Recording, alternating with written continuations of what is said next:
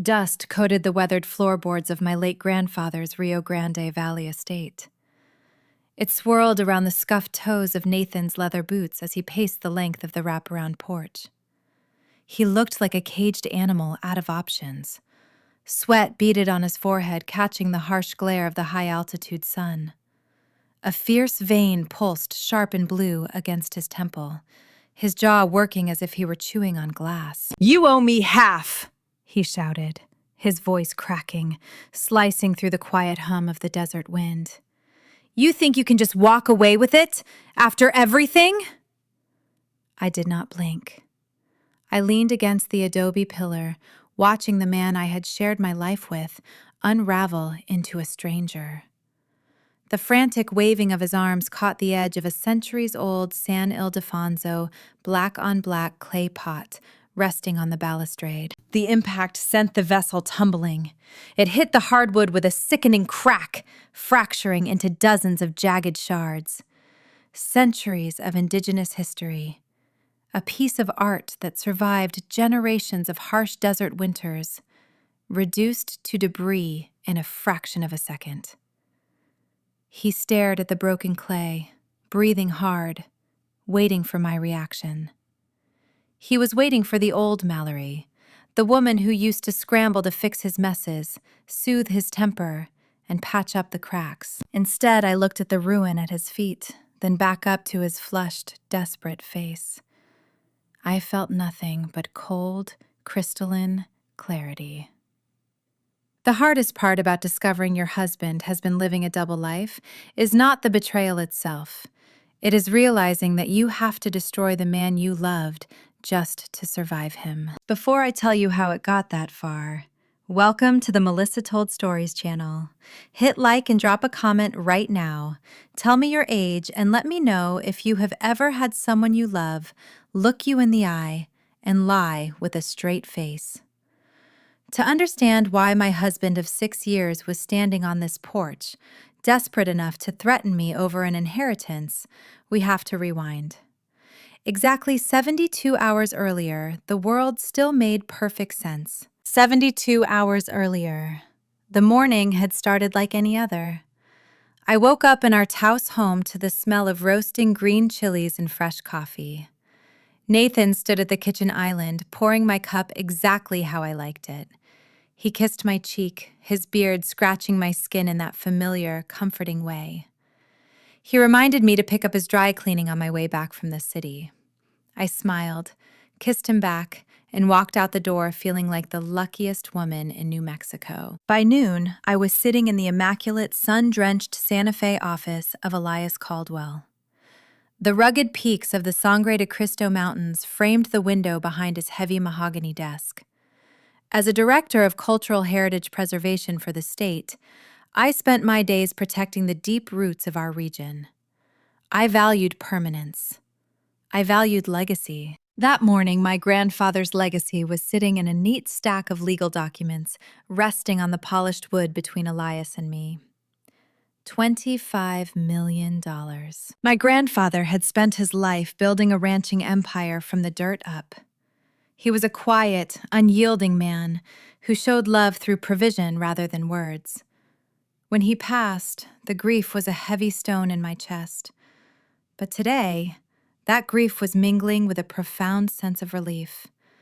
A sum this large was going to erase every financial worry Nathan and I had ever carried.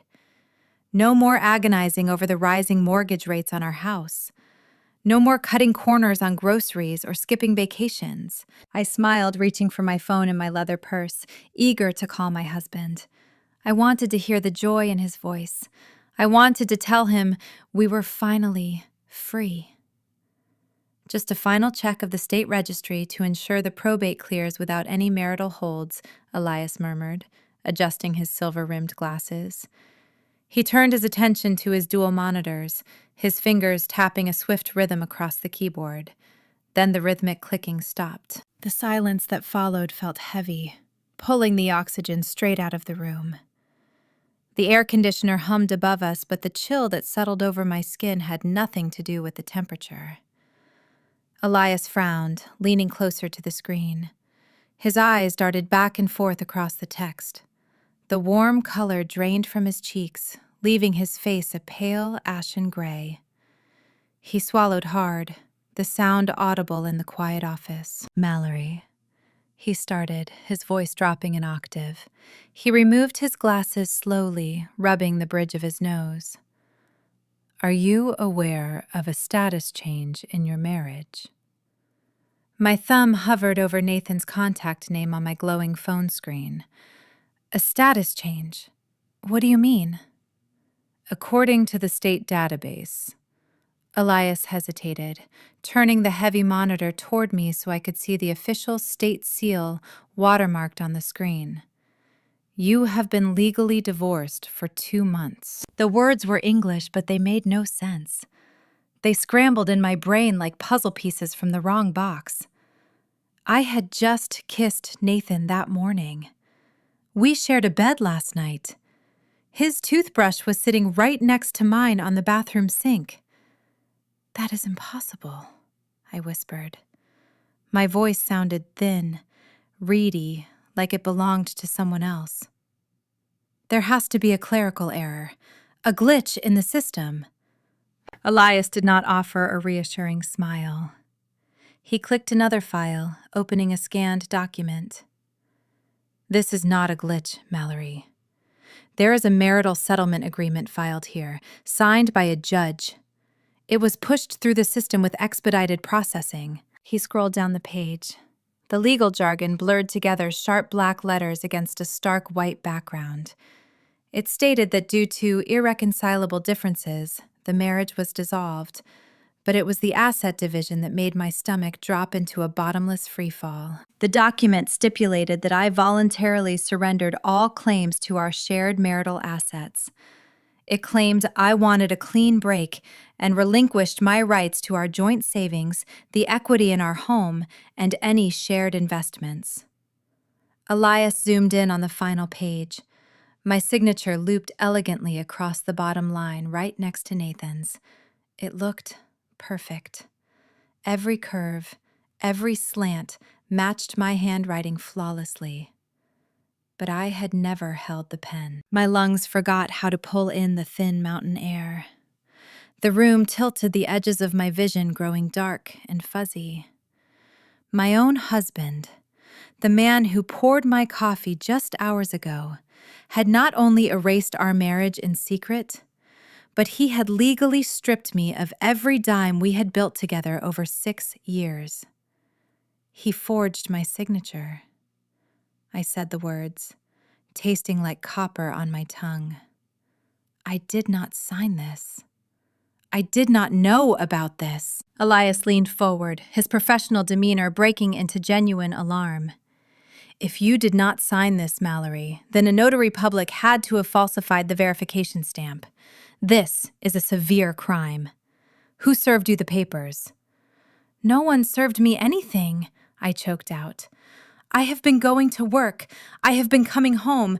We had dinner with friends last weekend. He bought me flowers on Tuesday." The horrifying reality began to set in. The flowers, the extra affection, the sudden suggestions that I take weekend trips to visit my grieving mother. It was not love. It was logistical maneuvering. He was clearing me out of the house so he could intercept the mail. He was keeping me distracted while he dismantled my life from the inside out. "I need to go," I said, pushing my chair back so hard it scraped loudly against the hardwood floor. "Mallory, wait! We need to file an emergency injunction. If he forged this, I cannot wait." I interrupted, my hands shaking as I grabbed my purse from the floor. "I need to see him. I need to see my house." I reached blindly into my bag to grab my car keys. My trembling fingers brushed against the cold metal, but they also snagged on something else. A small, hard plastic USB drive attached to the keyring. It clinked dully against the keys. It was an old backup drive I had tossed in there nearly a year ago when Nathan's laptop crashed and I helped him save his files. A seemingly insignificant piece of digital trash that I carried around out of pure habit. I gripped the keys, the plastic edge of the drive pressing sharply into my palm, grounding me in the present moment. I bolted out of the law office, ignoring the receptionist calling my name. The midday sun blinded me as I hit the Santa Fe pavement, but I felt nothing but a freezing, hollow void in my chest. I scrambled into my car, my hands gripping the steering wheel so tight my knuckles turned white. As I threw the car into drive and sped toward the high-altitude desert highway leading back to Taos, my phone rang. It was the bank, but I did not answer. The sick feeling in my gut was already spreading, whispering that the forged signature was only the beginning. The man I thought I knew was a phantom, and a far more devastating reality was waiting for me at home. The asphalt of U.S. Route 84 unwound before me like a dark ribbon cutting through the high-altitude desert. Heat waves shimmered off the blacktop, distorting the horizon where the Sangre de Cristo Mountains stood ancient and indifferent to human tragedies. Normally, the sweeping vistas of New Mexico brought me profound peace. They were a constant reminder of why I dedicated my career to preserving this enchanted land. Today, the vastness felt suffocating. The glare of the midday sun baked the dashboard of my sedan. I pushed the accelerator down, the engine whining as the speedometer needle crept past 80, then 85. The sagebrush blurred into a continuous streak of pale, dusty green. My mind raced faster than the spinning tires. Elias Caldwell's words echoed in the confined space of the car, bouncing off the windshield. Legally divorced for 2 months. The sentence played on an endless, torturous loop. How does a man sleep next to you, hold your hand at the local grocery store, and plan a summer vacation while secretly erasing you from his legal existence? The logistical nightmare of the deception demanded a level of cold calculation I never thought Nathan possessed. He had kissed me this morning. He drank the coffee I brewed. The gravel crunched under my tires as I pulled into our Taos driveway. His truck was gone. The front door was locked, just like I left it. I jammed my key into the deadbolt, the metal mechanism turning with a heavy final click. I pushed the oak door open, the hinges groaning in protest. Dust motes danced in the sharp shafts of sunlight piercing through the uncovered windows. The heavy linen curtains we bought together during a weekend trip to Santa Fe were gone, leaving the glass bare and exposed to the street. I walked further into the room, my leather boots echoing against the terracotta floor tiles. The acoustics of the space had shifted entirely. It was not the quiet, comforting peace of an empty house awaiting its owners. It was a hollow, resonant void. My own breathing sounded too loud, bouncing off the bare walls. The vintage Navajo rug my grandmother passed down, a piece older than the state itself, was missing. The brown leather sofa we saved for 10 months to buy was gone. The antique wooden credenza holding our wedding photos had vanished without a trace. Faint rectangular impressions in the thin layer of floor dust were the only proof our life together had ever existed. A receipt caught my eye. A crumpled piece of paper discarded carelessly near the kitchen island. I picked it up, smoothing the wrinkles against the cold granite countertop. It was from a premium moving company in Albuquerque. The date stamped at the top was 3 days ago, a Tuesday. The exact day I was in a marathon state board meeting. My phone turned off for 6 hours. He had timed the extraction perfectly, mapping out my schedule to tear our home apart while I was presenting budget proposals. I gripped the doorframe of our bedroom, bracing myself for the next blow. The bed was unmade, but his nightstand was cleared of his watch box, his charging cables, his bedside lamp. I walked toward his walk-in closet and slid the heavy wooden door open. The space was a cavern. 6 feet of wooden shelving stared back at me, devoid of his suits, his boots, his casual wear. Only a single wire hanger remained left on the metal rod. It swung gently in the draft from the open window. the faint metallic squeak sounding like a metronome counting down the end of my reality. He had not packed in a panic. He had curated his departure while I was at the office. My hands trembled uncontrollably as I unlocked my phone. The biometric scanner failed to recognize my face, distorted by the rising tide of panic. I fumbled to type in my numeric passcode, tapping the banking icon. The loading circle spun for what felt like hours, mocking my impatience. When the dashboard finally loaded, the interface flashed the familiar blue logo of our local credit union. I scrolled past the empty checking account, straight to the joint savings. The number stared back at me, a digital reality burning into my retinas. $0.00. I blinked hard, hoping my eyes were betraying me. They were not. 6 years of dedicated deposits, bonuses from my state preservation grants, careful, meticulous budgeting. $84,000. Gone. I tapped the recent transactions tab, my thumb slipping on the glass screen. A single outgoing wire transfer dated yesterday afternoon had emptied the entire account. The destination was listed as an untraceable external holding company. He had taken every single dime we built together. My legs gave out. I sank onto the edge of the mattress, the room spinning around me. The faint scent of his cedarwood cologne still clung to the fabric of the pillows, a cruel phantom haunting the space he abandoned. As I sat in the hollow shell of my bedroom, a memory surfaced, sharp and uninvited. I was 22, sitting on the sprawling porch of the Rio Grande estate with my grandfather. The old man was sharpening a hunting knife, his weathered, calloused hands steady and deliberate. He had watched Nathan interact with me earlier that day, his sharp eyes missing nothing. A man who loves your money more than your mind will always leave you with neither, my grandfather had murmured, blowing the dust from the steel blade. I had brushed it off back then, defending Nathan, calling him ambitious and driven.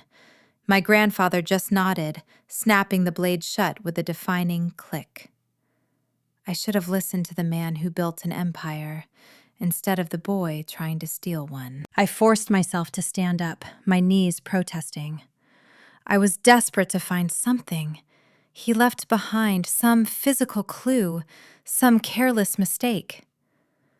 I walked over to the heavy oak dresser, one of the few pieces too large for him to move quickly, and opened my jewelry box. The velvet compartments were mostly undisturbed. He had left my cheap costume pieces, my everyday watches, and a pair of pearl earrings, but the center slot was conspicuously empty. My custom silver and coral necklace was missing. My breath hitched in my throat. It was a unique piece, crafted by a local artisan in Taos Plaza, heavy and culturally distinct. It had no significant resale value compared to the living room furniture or the drained savings account. Its absence made no logical sense in the context of a massive financial heist. Why take that specific piece of jewelry? The question lingered in my mind. A quiet, jagged detail that would soon unravel his entire network of lies. The sudden trill of my ringtone shattered the oppressive silence of the empty house. The caller ID displayed the name of the Taos Bank branch. I answered, pressing the phone to my ear, my chest tight. "Mallory, is that you?" the branch manager asked, his tone strained and highly unprofessional. "Yes," I managed to say, forcing the words past the lump in my throat. "I am glad I caught you," he continued, his breath catching slightly over the receiver. "We flagged a transaction on your property title. Nathan submitted paperwork this morning to initiate a second mortgage on the house. The application requested a maximum equity payout sent to a new external routing number. I needed verbal confirmation from both title holders before processing a sum this large." I squeezed my eyes shut, leaning the back of my head against the cold drywall. The sheer scale of his plan washed over me. He did not just take the cash. He was trying to hollow out the house itself, extract every ounce of value, and leave me holding the bag on a crippling debt. "Do not authorize it," I said, my voice hardening, dropping the tremor of a victim and adopting the tone of a director. "Freeze the title. Freeze everything attached to my name and my social security number." "Consider it done," the manager said. "But Mallory, the paperwork he submitted had your signature on the consent forms, notarized and stamped by a state official." The notary stamp.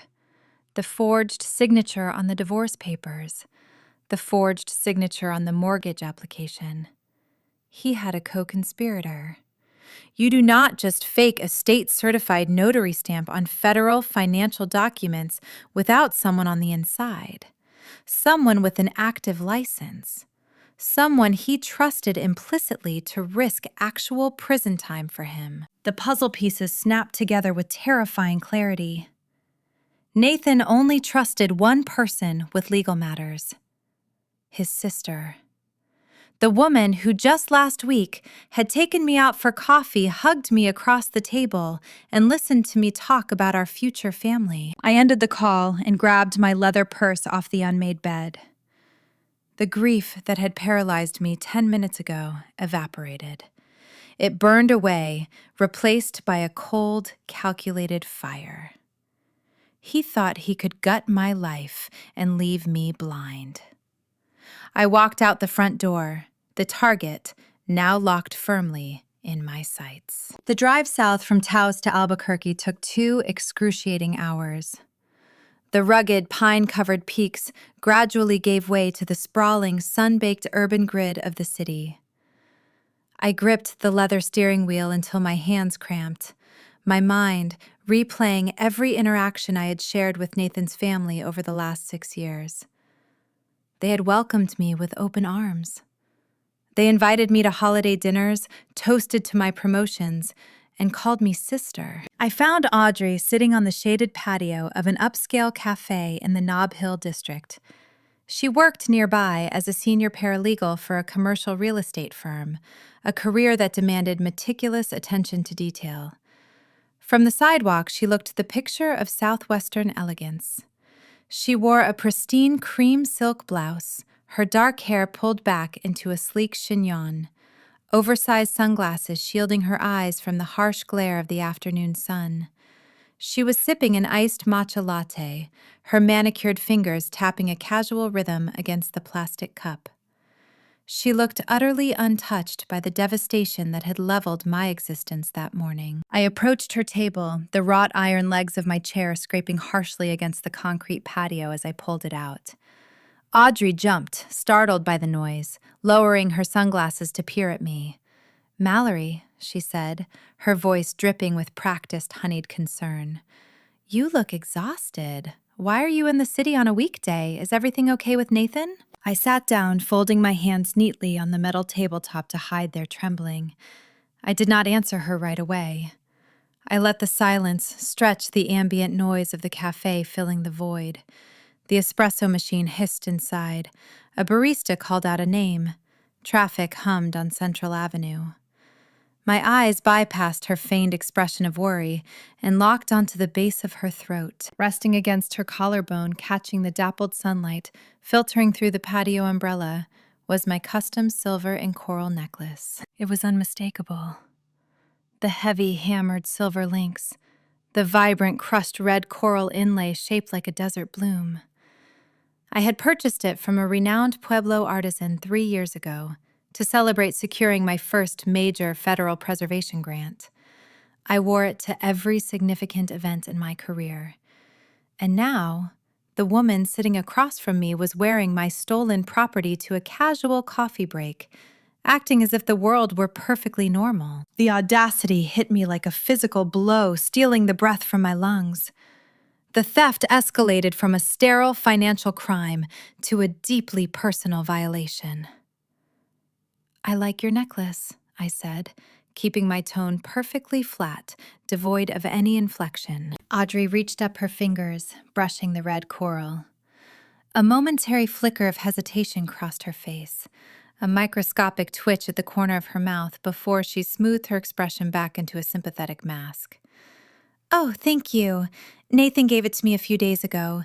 He said you were clearing out your jewelry box and wanted me to have it." He said I was clearing out my jewelry box.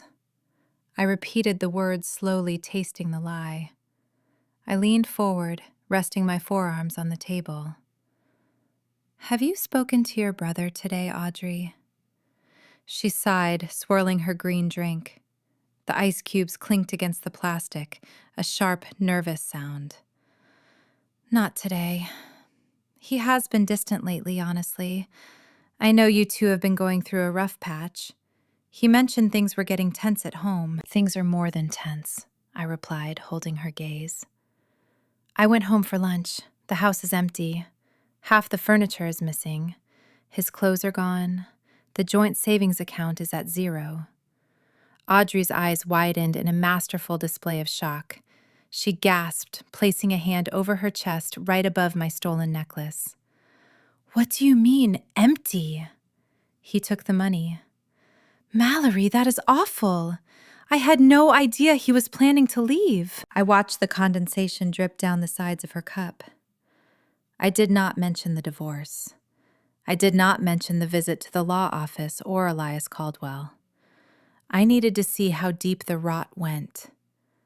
"I do not understand how he managed it," I said, lowering my voice, playing the role of the broken, confused wife she expected me to be. "He must have been planning this for months. He filed formal documents, Audrey. He submitted paperwork to the state." She leaned in closer, dropping her voice to a conspiratorial whisper. "Legal paperwork." "Oh my God, Mallory. Did a process server hand them to you? You did not sign anything without a lawyer, did you?" The trap snapped shut. The ambient noise of the cafe faded into a dull, rushing hum in my ears. I sat perfectly still, staring at the woman across the table. I never said what kind of paperwork he filed. I never mentioned a lawsuit, a court summons, or a divorce decree. Normal people assume a spouse emptied a bank account to run away. Only someone intimately involved in the legal mechanics of the fraud would jump straight to asking about a process server handing over legal documents. My phone vibrated in the pocket of my blazer. I pulled it out, keeping my eyes locked on Audrey's increasingly uncomfortable face. The screen illuminated with a new email notification from Elias Caldwell. The subject line read, "High-resolution scans of the settlement agreement." I opened the attached PDF file, swiping my thumb across the glass to zoom in on the final page of the document, the page where my forged signature rested. I scrolled down slightly to the bottom right corner, focusing on the official state verification. The black ink of the state seal was crisp and legible. The text confirmed the signatures had been witnessed and verified by a licensed state official. Underneath the seal, the printed name of the paralegal who certified the fraudulent document stared back at me. Audrey Jenkins. I set the phone face up on the table and slid it across the metal surface until it rested right next to her iced matcha. Audrey looked down at the glowing screen. The remaining color drained from her face, leaving her skin an unhealthy, chalky white. Her hand jerked back, as if the phone were emitting actual heat. "A process server did not hand me anything, Audrey," I said, my voice dropping to a harsh, quiet register. "Because you stamped the affidavit claiming you witnessed me sign those papers in person." She opened her mouth, but no sound came out. Her eyes darted around the patio, looking for an exit, looking for an excuse. "You did not just know he was leaving," I continued, leaning closer, refusing to let her look away. "You orchestrated the legal evasion. You used your professional license to commit state-level fraud. You legally erased my marriage." "Mallory, you do not understand," she stammered, her voice shaking, the polished facade crumbling into dust. "Nathan told me you agreed to it.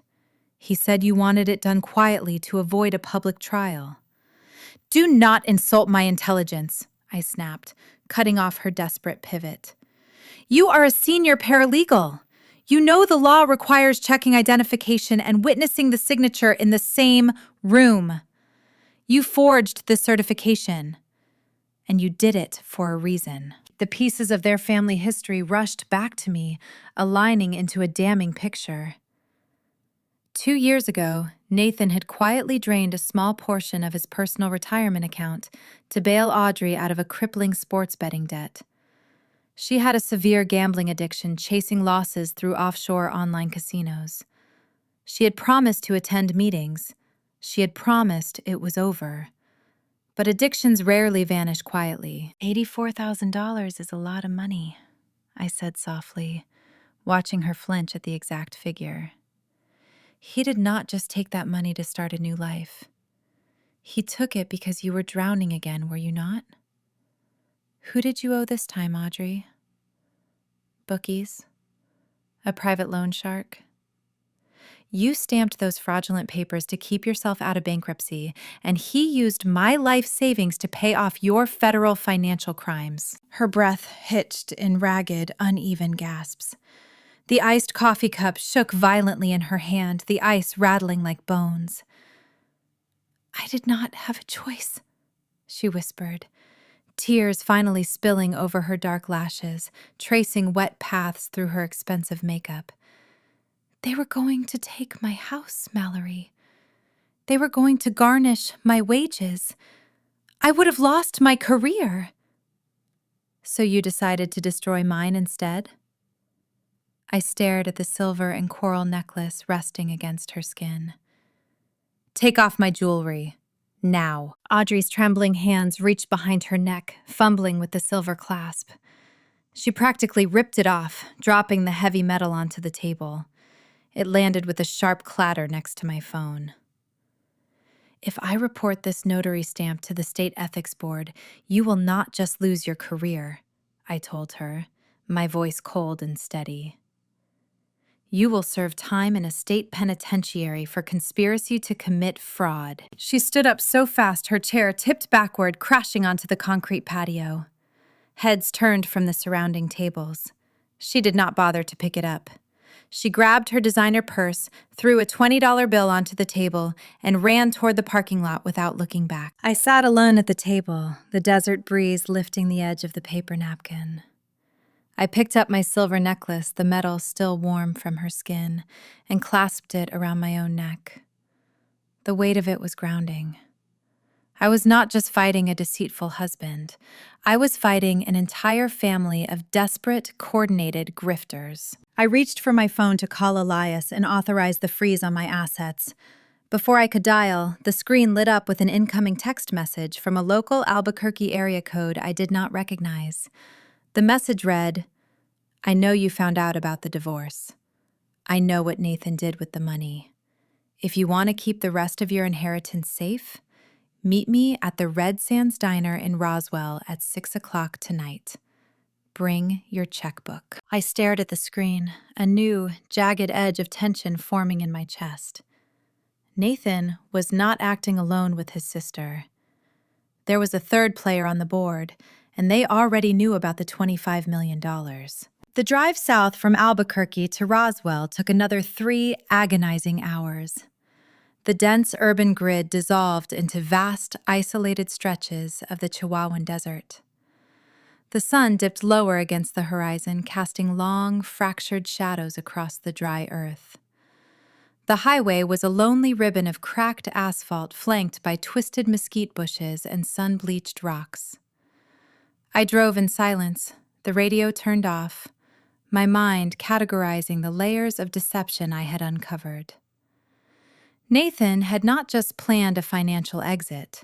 He had coordinated a legal erasure using his sister's notary license. But the text message on my phone indicated a leak in their supposedly perfect plan. Someone else knew the truth, and they wanted a piece of the payout. The Red Sands Diner sat off a desolate shoulder of the highway, miles from the main town center. Its neon sign buzzed like a trapped hornet, the red glass tubes flickering erratically and illuminating the dusty parking lot in harsh bursts of crimson light. Only a handful of vehicles were parked out front. A rusted pickup truck, a faded sedan, and a pristine white SUV that looked entirely out of place in the gritty landscape. I pulled my car into a spot near the entrance, turned off the ignition, and took a slow, stabilizing breath. I was walking into unknown territory, but I was no longer the blindsided wife crying in a law office. I was a woman defending her survival. I pushed the heavy glass door open. A small brass bell chimed overhead, a cheerful sound that clashed with the oppressive atmosphere of the room. The air inside smelled of stale coffee, old frying oil, and floor wax. The interior was a relic of a bygone decade. Cracked red vinyl booths lined the walls, and the checkered linoleum floor was scuffed by years of weary travelers. A tired trucker sat in the corner staring blankly at a plate of eggs. An elderly couple shared a basket of fries near the register, and in the very back booth, sitting alone, in the dimmest section of the diner, was a woman stirring a glass of ice water. I walked down the narrow aisle, my footsteps silent against the worn flooring. As I approached the table, the visual reality of the woman stole the breath directly from my lungs. She wore a fitted beige knit dress that clung tightly to her figure. She was young, perhaps late 20s, with bright blonde hair and meticulous makeup. But it was not her youth that paralyzed me. It was her stomach. It was swollen, resting heavily against the edge of the sticky Formica table. She was visibly, undeniably pregnant, at least 7 months along. The floor seemed to drop out from beneath my feet. Nathan had not just stolen our life savings to start over. He had funded an entire replacement family. He was building a nursery with the money I earned. She looked up as I stopped at the edge of the booth. Her expression was devoid of any guilt, shame, or hesitation. "You must be Mallory," she said, her voice smooth, confident, and practiced. "I am Paige." I did not reply immediately. I unclasped my leather purse, pulling out my smartphone. Before I even entered the diner, I had opened the voice memo application and hit the record button. I set the device face down on the table right between us. It looked like a careless, natural gesture. The dark screen hid the red timer ticking away the seconds, capturing every ambient sound in the room. "You sent the text," I stated, sliding into the vinyl seat across from her. I kept my posture rigid, my tone perfectly level. "Yes," Paige replied, taking a slow sip of her water. "I thought it was time we had a conversation, woman to woman. Nathan told me you were rigid and difficult, but you look surprisingly composed for someone who just got legally erased." I traced the faded wood grain pattern on the table with my index finger, refusing to let her see my pulse racing. "He told you about the divorce." "He told me everything," she said, leaning back against the red vinyl. "He told me he took the joint savings so we could buy our new house in cash. I did not realize he spent a huge chunk of it paying off his sister's offshore bookie until I checked the bank statements myself." The pieces fell into place. Paige was not a naive victim caught in Nathan's web of lies. She was a calculating opportunist.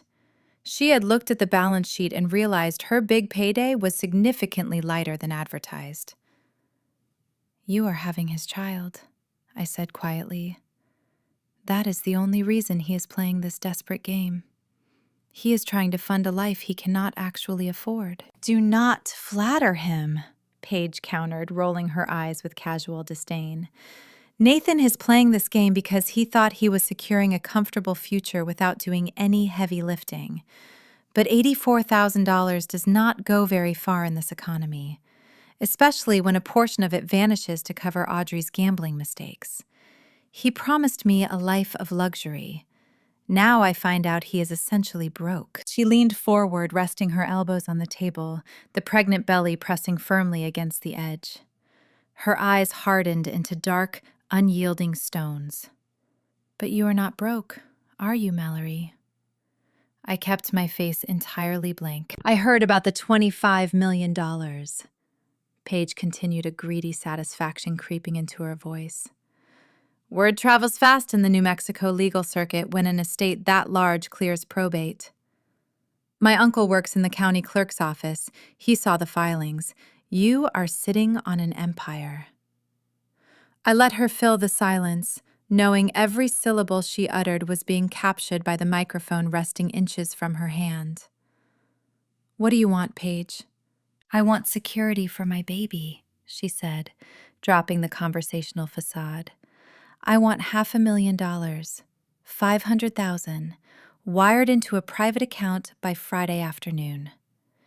If you pay me, I will pack my bags, leave the state, and Nathan is entirely your problem again. You can throw him in prison for fraud. You can burn his life to the ground. I will not say a single word in his defense.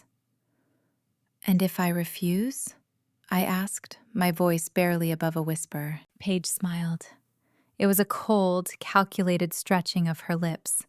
A heavy bead of condensation dripped down the side of her glass, pooling onto the thin paper napkin beneath it. Then I will go to court, she said smoothly, outlining her trap. I will take the stand during your civil dispute. I will swear under oath that Nathan introduced us months ago. I will testify that you knew all about the divorce. I will tell the judge you encouraged it, that you wanted to avoid a messy public separation, and that you gladly signed that marital settlement agreement to speed up the process. She tapped her manicured fingernail against the table for emphasis. Audrey's notary stamp will look perfectly legitimate when a key witness corroborates the story. Your inherited millions will be tied up in litigation for a decade, and Nathan will end up with half anyway, because the judge will rule the divorce settlement valid. Pay me the $500,000 and you save yourself $12 million. It is a bargain. The sheer audacity of her scheme was breathtaking. She was attempting federal blackmail in a crowded diner, utterly confident in her leverage. She believed I was a fragile, discarded wife, desperate to protect a newfound fortune.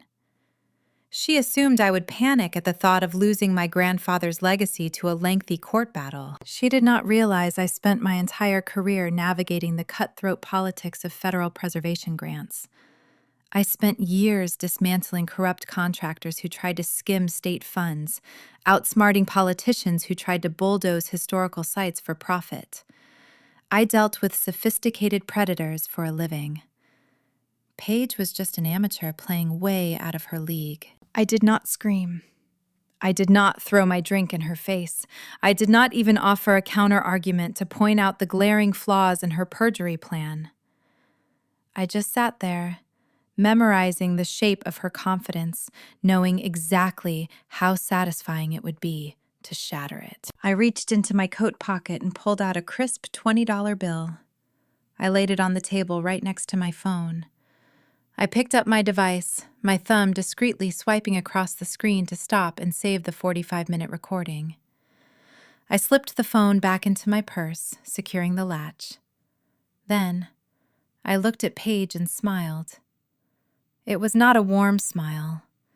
It was the kind of smile a hunter gives a rabbit that just walked willingly into a steel snare. I stood up, sliding out of the booth.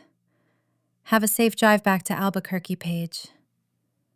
I turned my back on her and walked toward the exit, my boots clicking steadily against the linoleum. Hey! She called out, her voice pitching up the smug certainty, cracking for the first time. We are not done here. Are you going to pay me or not? I pushed the heavy glass door open, stepping out into the cool desert evening air. The brass bell chimed behind me. I did not look back. I did not say another word. I let her sit in the silence and wonder if she had just made the biggest mistake of her life. I climbed into my car and locked the doors. The voice memo was already uploading to my secure cloud storage. She had practically handed me the key to her own destruction. But a new necessity burned in my mind. Paige mentioned Nathan used the remaining stolen money to buy their new house in cash. I needed to see this house. I needed to look at the life my husband had built with my stolen savings. I pulled out of the dusty parking lot, my tires kicking up a cloud of dry earth. It was time to hire a professional. It was time to find out exactly where Nathan was hiding. The desert night swallowed my car as I drove north from Roswell. The dark expanse offered a blank canvas for my racing thoughts. Paige had overplayed her hand. By texting me from her personal device to orchestrate our diner meeting, she provided a digital breadcrumb I could easily follow. I did not need a police warrant. I just needed a professional. I pulled into a flickering gas station near Klein's Corners and searched my contacts. During my years securing federal preservation grants, I collaborated with forensic accountants and private investigators to vet suspicious land developers. I dialed a trusted contact, a former state trooper who now ran a private intelligence firm. I gave him the phone number and a simple directive: find the address tied to this line. The response arrived less than 12 hours later, buzzing my phone just as the morning sun breached the Sangre de Cristo peaks.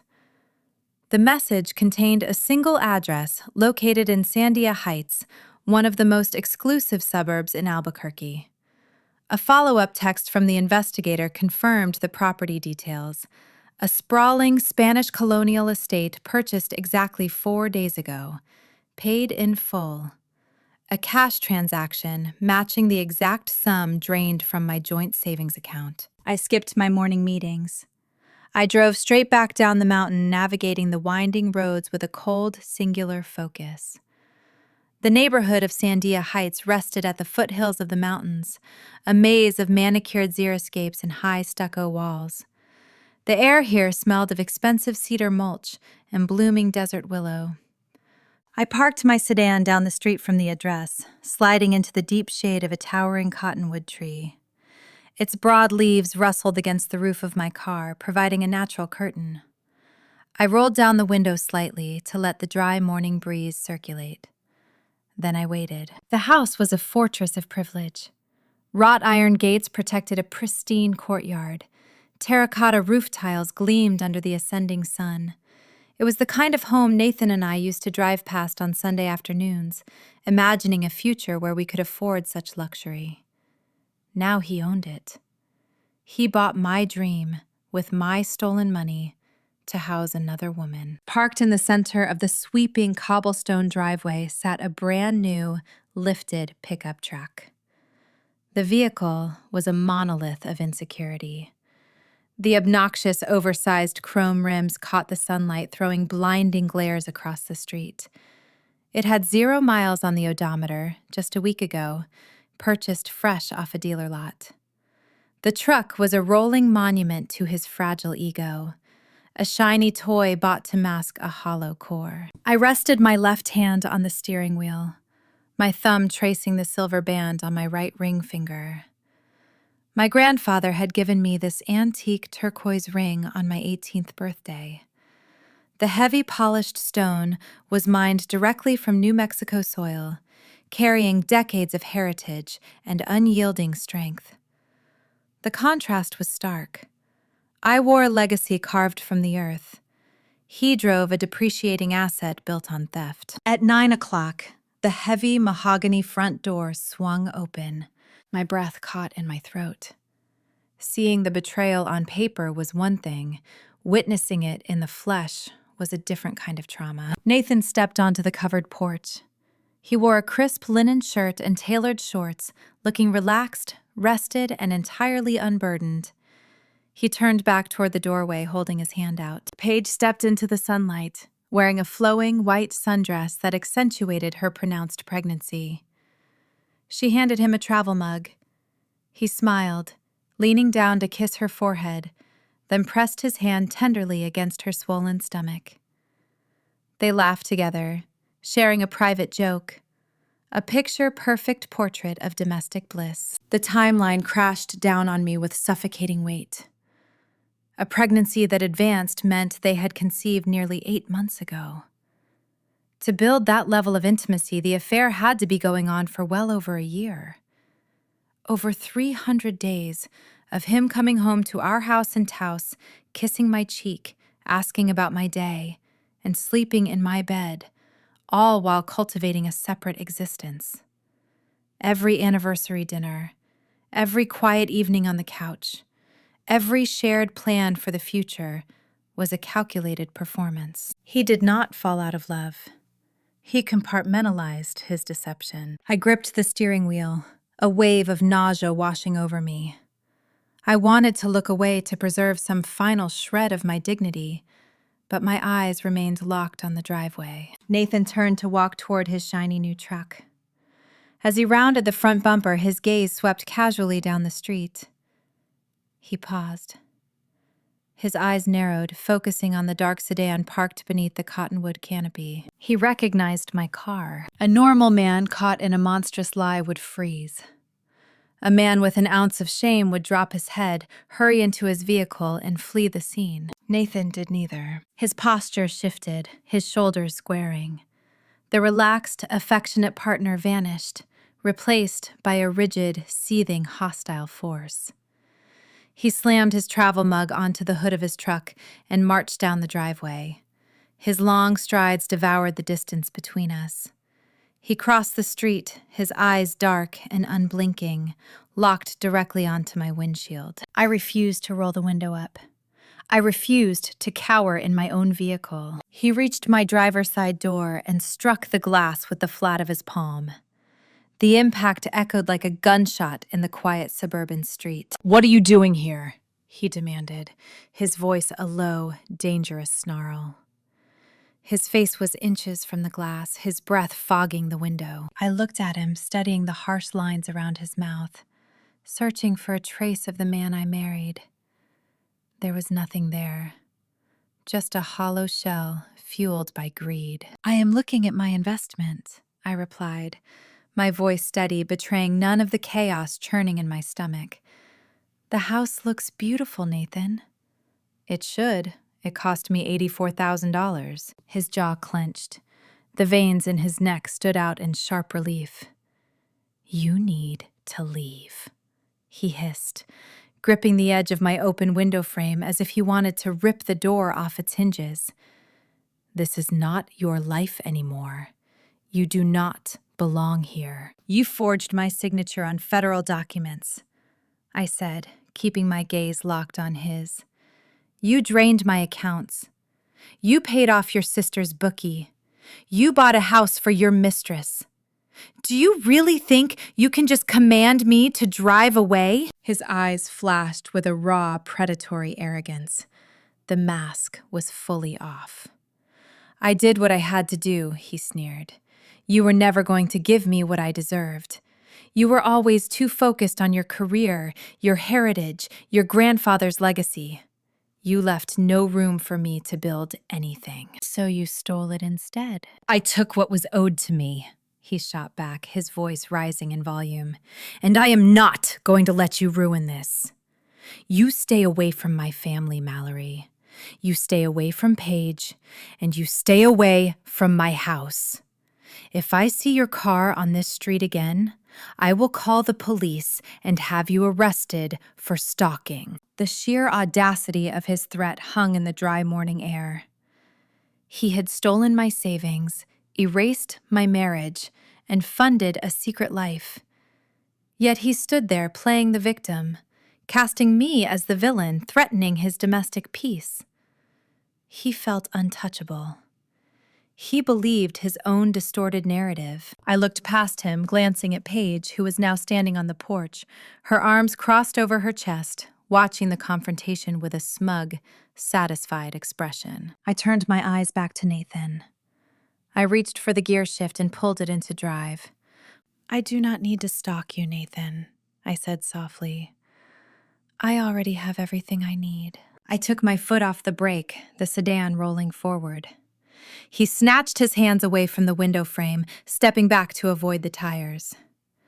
I drove down the pristine suburban street, the reflection of his oversized chrome rims fading in my rearview mirror. My hands shook as I navigated the winding roads back toward the highway, but the tremors were no longer born of grief. They were the physical manifestation of pure, unadulterated resolve. The man I loved was dead. The predator standing in his place needed to be dismantled, piece by piece. I planned to return to Taos, hire a ruthless litigator, and begin the methodical process of tearing down his fragile new empire. I was ready to go on the offensive. But as I pulled onto the northbound interstate, my phone began to vibrate relentlessly. It was not the investigator. It was not my lawyer. It was a barrage of text messages from my oldest friends, my colleagues, and my distant cousins.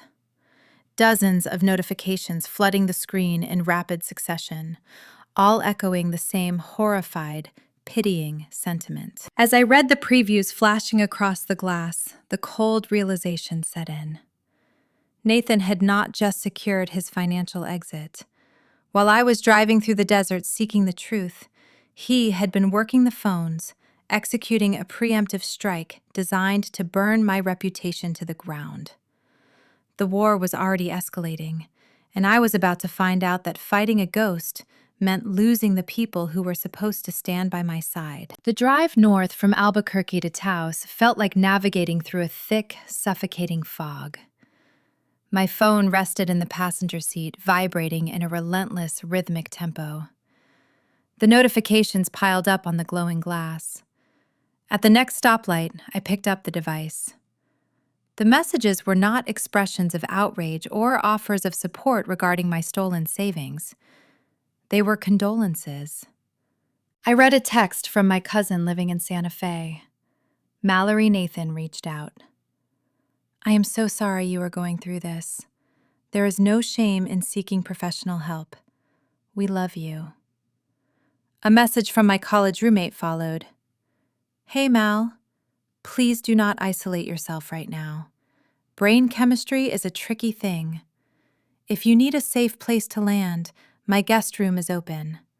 Here is a link to a great inpatient facility Nathan recommended. My stomach twisted into a tight, sickening knot. Nathan had not spent the morning cowering in his new suburban fortress. He had been conducting a masterclass in psychological warfare. He systematically contacted every shared connection in our social orbit, spinning a tragic, deeply convincing narrative. He played the role of the heartbroken, exhausted husband forced to flee a dangerous environment. He told them I had suffered a severe psychotic break. He claimed I became paranoid, financially reckless, and demanded he leave the house for his own safety. He laid the groundwork to discredit me before I even knew the battle had begun. I pulled over onto the gravel shoulder of the highway, my hands gripping the steering wheel. I dialed my closest friend in Taos, Elena. She had stood beside me as a bridesmaid at our wedding. If anyone would see through his lies, it was her. She answered on the second ring, her voice hushed and cautious. Mallory, are you safe? I am fine, Elena, I said, forcing a steady, rational tone. Nathan is lying to everyone. He drained our bank accounts. He forged a legal separation using his sister as a fake notary. He bought a house in Sandia Heights for a woman who is 7 months pregnant with his child. The line fell silent. I could hear the faint sound of traffic in the background. Mal, she finally whispered, her tone laced with a heavy, suffocating pity. Nathan warned me you might say things like this. He said you were creating elaborate conspiracies to explain where the money went because you were struggling to grasp reality. He is a predator, I insisted, my fingernails digging into the leather-wrapped steering wheel. I have proof. I saw the pregnant woman. I stood in the driveway of their new estate. Please, Mallory, Elena pleaded, her voice breaking slightly. You need to rest. He is just trying to protect you from yourself. He did not want to leave, but he said your episodes were getting unpredictable. He even forwarded us the clinic brochure. Just let us help you. I ended the call. The silence in the car was deafening. He had poisoned the well. Any attempt to defend myself, any mention of a forged signature or a secret mistress, only served to validate his narrative that I was suffering from paranoid delusions. If I screamed the truth, I proved his point. If I stayed quiet, I accepted his fiction. The isolation was immediate and profound. He severed my support system with a few calculated phone calls, leaving me stranded on an island of my own sanity. I threw the car into drive and merged back onto the highway. I needed the sanctuary of my own four walls. I needed to stand in my living room, gather my remaining documents, and formulate a clinical, unemotional counterattack. The sun hung low in the western sky by the time I pulled onto my quiet residential street in Taos. The neighborhood was bathed in the warm golden light of the late afternoon. The familiar adobe architecture and ancient cottonwood trees usually provided a sense of deep grounding. Today, the street felt like a hostile territory. As I parked in the driveway, my next-door neighbor, a retired teacher I had known for years, quickly averted her eyes and hurried inside her home, locking her door behind her. I ignored the sting of the rejection and walked up the paved stone path to my front porch. I reached into my purse, retrieving my house keys. The heavy turquoise ring on my right hand caught the fading sunlight as I gripped the familiar brass key. I slid the metal into the deadbolts. The harsh, metallic scraping sound grated against my eardrums. The key refused to turn. I pulled it out, inspected the jagged edges, and shoved it back into the cylinder. It hit a solid barrier halfway in. The internal tumblers were entirely different. My gaze drifted downward. Taped directly above the brass handle was a bright orange piece of heavy cardstock. The bold black letters stamped across the paper read, "No trespassing. This property is managed by Desert Apex Holdings, LLC. Unenter entry will result in immediate arrest." My breath stalled in my chest.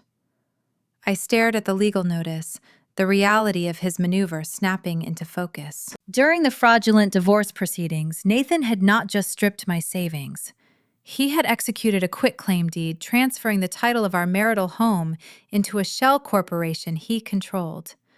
By legally categorizing the residence as corporate property, he bypassed standard tenant eviction laws. He presented the LLC documentation to the local police department, framing me as an unstable former spouse trespassing on private commercial real estate.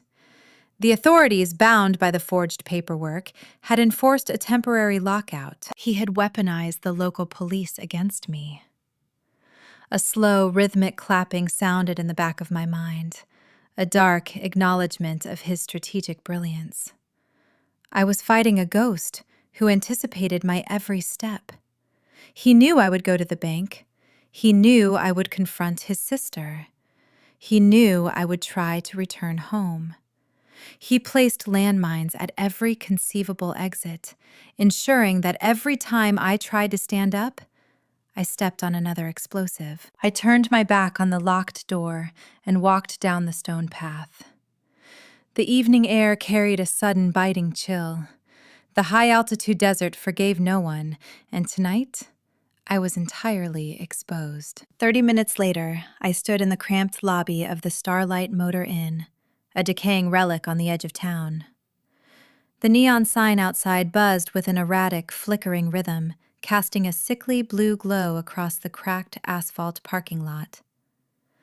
I paid for 3 nights in cash, handing the crumpled bills to a bored clerk who did not bother to look up from his magazine. Room 14 smelled of stale tobacco and industrial bleach.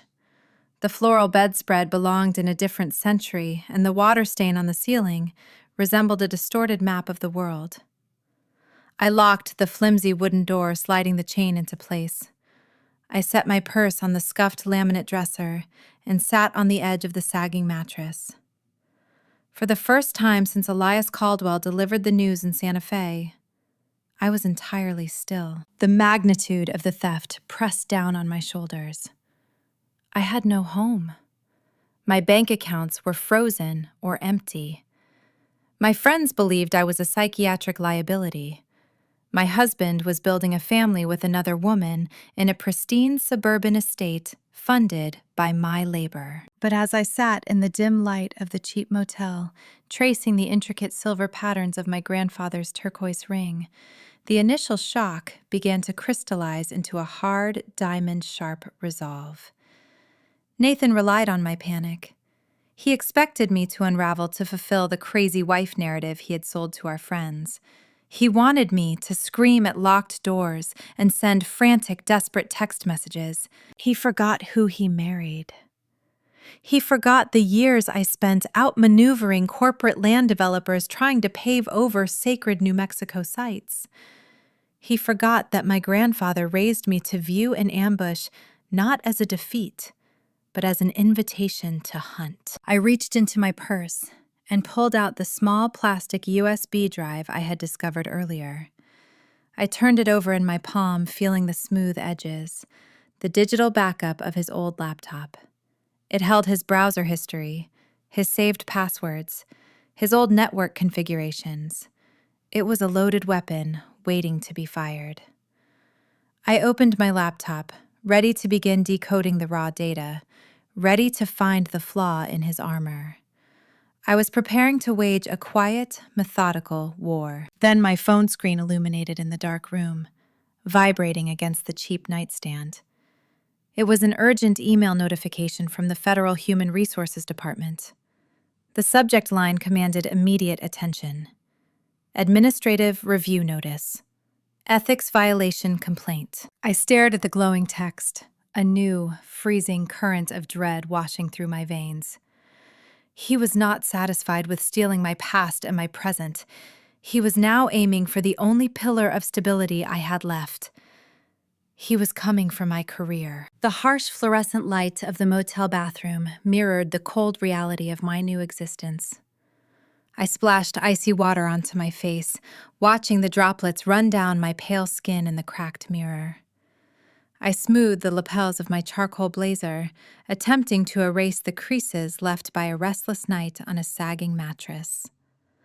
My Federal Preservation Badge hung from a lanyard around my neck, a heavy, solid reminder of the one thing Nathan had not taken from me. My career was my sanctuary. I had spent 12 years climbing the ranks of the Department of the Interior, securing indigenous artifacts and shielding sacred canyons from commercial exploitation. My professional reputation was unblemished, built on a foundation of rigorous ethics and tireless dedication. I left the suffocating confines of the Starlight Motor Inn and drove toward my office in Santa Fe. The morning commute usually offered a time for reflection, a quiet space to admire the rugged beauty of the high desert. Today, the landscape was just a blur of beige and sage green outside my window. I needed the structured environment of the agency. I needed to sit at my mahogany desk, review preservation grants, and immerse myself in work that demanded order. The Federal Building stood as a monolith of glass and steel against the bright New Mexico sky. I parked in my designated spot, clutching my leather briefcase like a shield. I walked through the revolving doors, swiped my security clearance card at the turnstile, and headed toward the elevator bank. The familiar chime of the arriving car offered a brief moment of comfort. When the doors parted on the 5th floor, the atmosphere felt distinctly altered. The usual morning chatter near the coffee station was missing. Several colleagues averted their gaze as I walked down the central corridor. A strange, thick silence hung in the air, heavy enough to suffocate a fire. "Mallory?" A voice called out before I could reach my office. I turned to see Director Stanton standing in the doorway of the main conference room. He was a stern, uncompromising man who valued protocol above all else. Beside him stood a woman I did not recognize, dressed in a sharp navy suit, holding a thick manila folder. The conference room was an architectural fishbowl, constructed entirely of floor-to-ceiling glass walls that offered zero privacy from the rest of the floor. "Please come in and shut the door," Stanton instructed, his tone devoid of its usual professional warmth. I stepped inside, my heels sinking into the dense carpet. The heavy glass door sealed shut behind me, cutting off the ambient noise of the office. The silence inside the room felt clinical, almost predatory. "Take a seat," Stanton said, gesturing to one of the ergonomic leather chairs surrounding the long, polished table. "This is Agent Rollins from the Office of the Inspector General." My stomach plummeted. The Inspector General only dispatched agents for internal investigations involving severe misconduct or federal crimes. I sat down, keeping my posture rigid, refusing to let the rising tide of panic show on my face. "We received an anonymous tip late last night." Agent Rollins began opening the manila folder and sliding a stack of printed documents across the table. "The complaint alleges severe ethical violations regarding your recent approval of the Red River tourism contract." I looked down at the papers. The Red River project was a sensitive initiative designed to allow limited commercial access near protected tribal lands. I had vetted the contractors for 6 months, ensuring their environmental impact studies were flawless. "There must be a mistake," I stated, meeting her gaze. "I ran that approval process by the book. Every bid was scrutinized." Rollins slid a specific piece of paper to the top of the pile. "This is a printed copy of an email correspondence between you and the lead developer of the winning firm. It details an agreement where you expedite their permit in exchange for a 20% kickback funneled through a third-party vendor." I stared at the text on the page. The email address in the sender line was my private, secure personal account. The writing style mimicked my professional cadence perfectly. The details of the project were accurate. But the words on the screen were a total fabrication. "I never sent this," I said, my voice tight but unwavering. "This is a forgery. Someone is trying to frame me." Agent Rollins pulled a digital forensics report from the folder. "We verified the metadata this morning, Miss Ellis. The email was indeed sent from your personal account. More importantly, the IP address originates directly from your private home network in Taos. It was transmitted from your router using your credentials on a Sunday evening when you were confirmed to be off-duty." The glass walls of the conference room seemed to warp and bend inward. The air grew thin. The home network. Nathan had set up the internet router when we bought the house. He knew the administrative passwords. He had unrestricted access to my personal laptop whenever I left it unattended on the kitchen island. He did not just plan his financial exit a few weeks ago. He had been planting digital landmines for months. He fabricated a federal crime, routed it through our own home internet, and held on to the evidence, waiting for the perfect moment to detonate my career. He knew I would fight him for the inheritance. He knew I would hire a lawyer. He filed this anonymous tip to strip me of my federal income and destroy my credibility. A woman under investigation for federal corruption makes a very unreliable witness in a civil divorce dispute. "My husband filed this tip," I said, leaning forward. "He forged divorce papers 2 months ago. He drained my life savings. He locked me out of my home yesterday. This is a coordinated attack to silence me." Director Stanton sighed, rubbing his temples. "Mallory, you know the protocol. We cannot ignore digital evidence of a kickback scheme originating from your own residence. The motives of the tipster do not invalidate the metadata. I am the victim of a cybercrime," I insisted, my voice rising, desperate to break through their bureaucratic protocol. "He hijacked my IP address. You have to trace the device history, not just the network node." "That is exactly what a full audit will determine," Agent Rollins replied, closing her folder with a definitive snap. But until the investigation concludes, the agency cannot risk the optics of keeping you in a position of authority. Stanton looked at me, his expression a mixture of disappointment and strict administrative duty. Effective immediately, you are placed on unpaid administrative leave pending a comprehensive federal review. You are barred from accessing any internal servers, client files, or agency properties. He pushed a small plastic confiscation bin across the polished wood table. It stopped inches from my hands.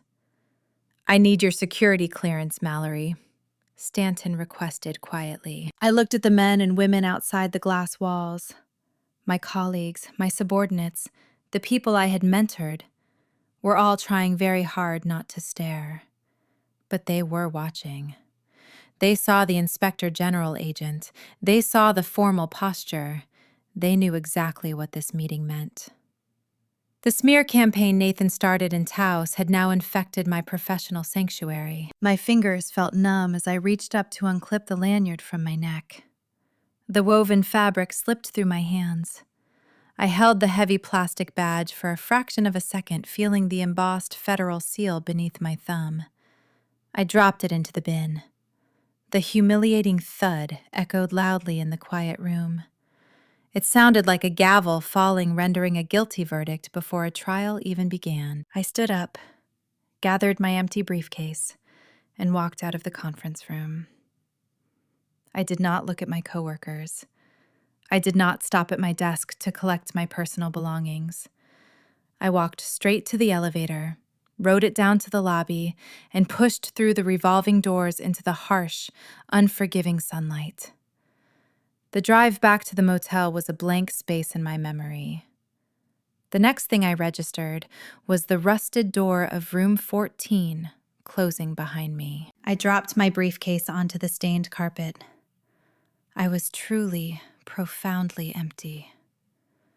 The walls of the motel room pressed inward, coated in cheap paint and despair. In less than 24 hours, Nathan had executed a flawless demolition. My husband was a stranger. My savings were gone. My home was stolen. My friends believed I was broken, and now my unblemished federal career was stained by an investigation I could not afford to fight. I sat on the edge of the sagging mattress, staring blankly at the scratched surface of the nightstand. My car keys rested next to a cheap plastic lamp. The metal rings caught the dim light seeping through the curtain. Hanging from the keychain dangling next to my car fob was the old scratched USB drive. I leaned forward, my breath catching in my throat. I picked up the keys, unthreading the plastic drive from the metal loop. I held it up, inspecting the worn edges. Months ago, Nathan's expensive laptop suffered a catastrophic hardware failure. He panicked, convinced he had lost years of client contacts and personal files. I spent an entire weekend extracting the data from his damaged hard drive, creating a full mirror image to save his information. I transferred the data to this exact USB stick, handed it to him, and told him to buy a new computer. He did buy a new computer, but he never cleared the backup drive. He handed it back to me weeks later, and I absent-mindedly attached it to my keys, intending to reformat it. I never did. My pulse quickened, drumming a frantic rhythm against my ribs. A full mirror image of a hard drive does not just save text documents and family photos. It saves everything. It captures cached browser histories, hidden folders, deleted email drafts, and background network logs. It saves the exact IP configurations and device addresses used on specific dates. It saves the digital fingerprints of every action performed on that machine prior to the crash. Nathan thought he was a ghost. He believed he had covered his tracks by manipulating the present. But he forgot that I held a perfect, untouched snapshot of his past. I opened my laptop on the small motel desk and inserted the drive into the port. A small light on the plastic casing blinked green. The computer chimed, recognizing the external storage. A file directory popped onto my screen. Thousands of folders, Hidden system logs and encrypted data files stared back at me. I was not just holding a defense against the ethics complaint. I was holding a weapon that could dismantle his entire counterfeit existence. But I needed time to sift through the raw data. I needed a distraction to keep Nathan blind to the threat I now possessed. I needed him to believe he had won. I needed him to become arrogant, sloppy, and careless. I picked up my phone, opening a new email draft addressed to my husband, preparing to offer a surrender so convincing it would lure him directly into a trap. The glowing screen of my laptop cast a pale light across the stained wallpaper of room 14. I sat in the rigid wooden chair, staring at the file directories extracted from the plastic USB drive. The raw data was a labyrinth of numeric codes and encrypted folders, but I knew the architecture of his digital life. I just needed the right entry point.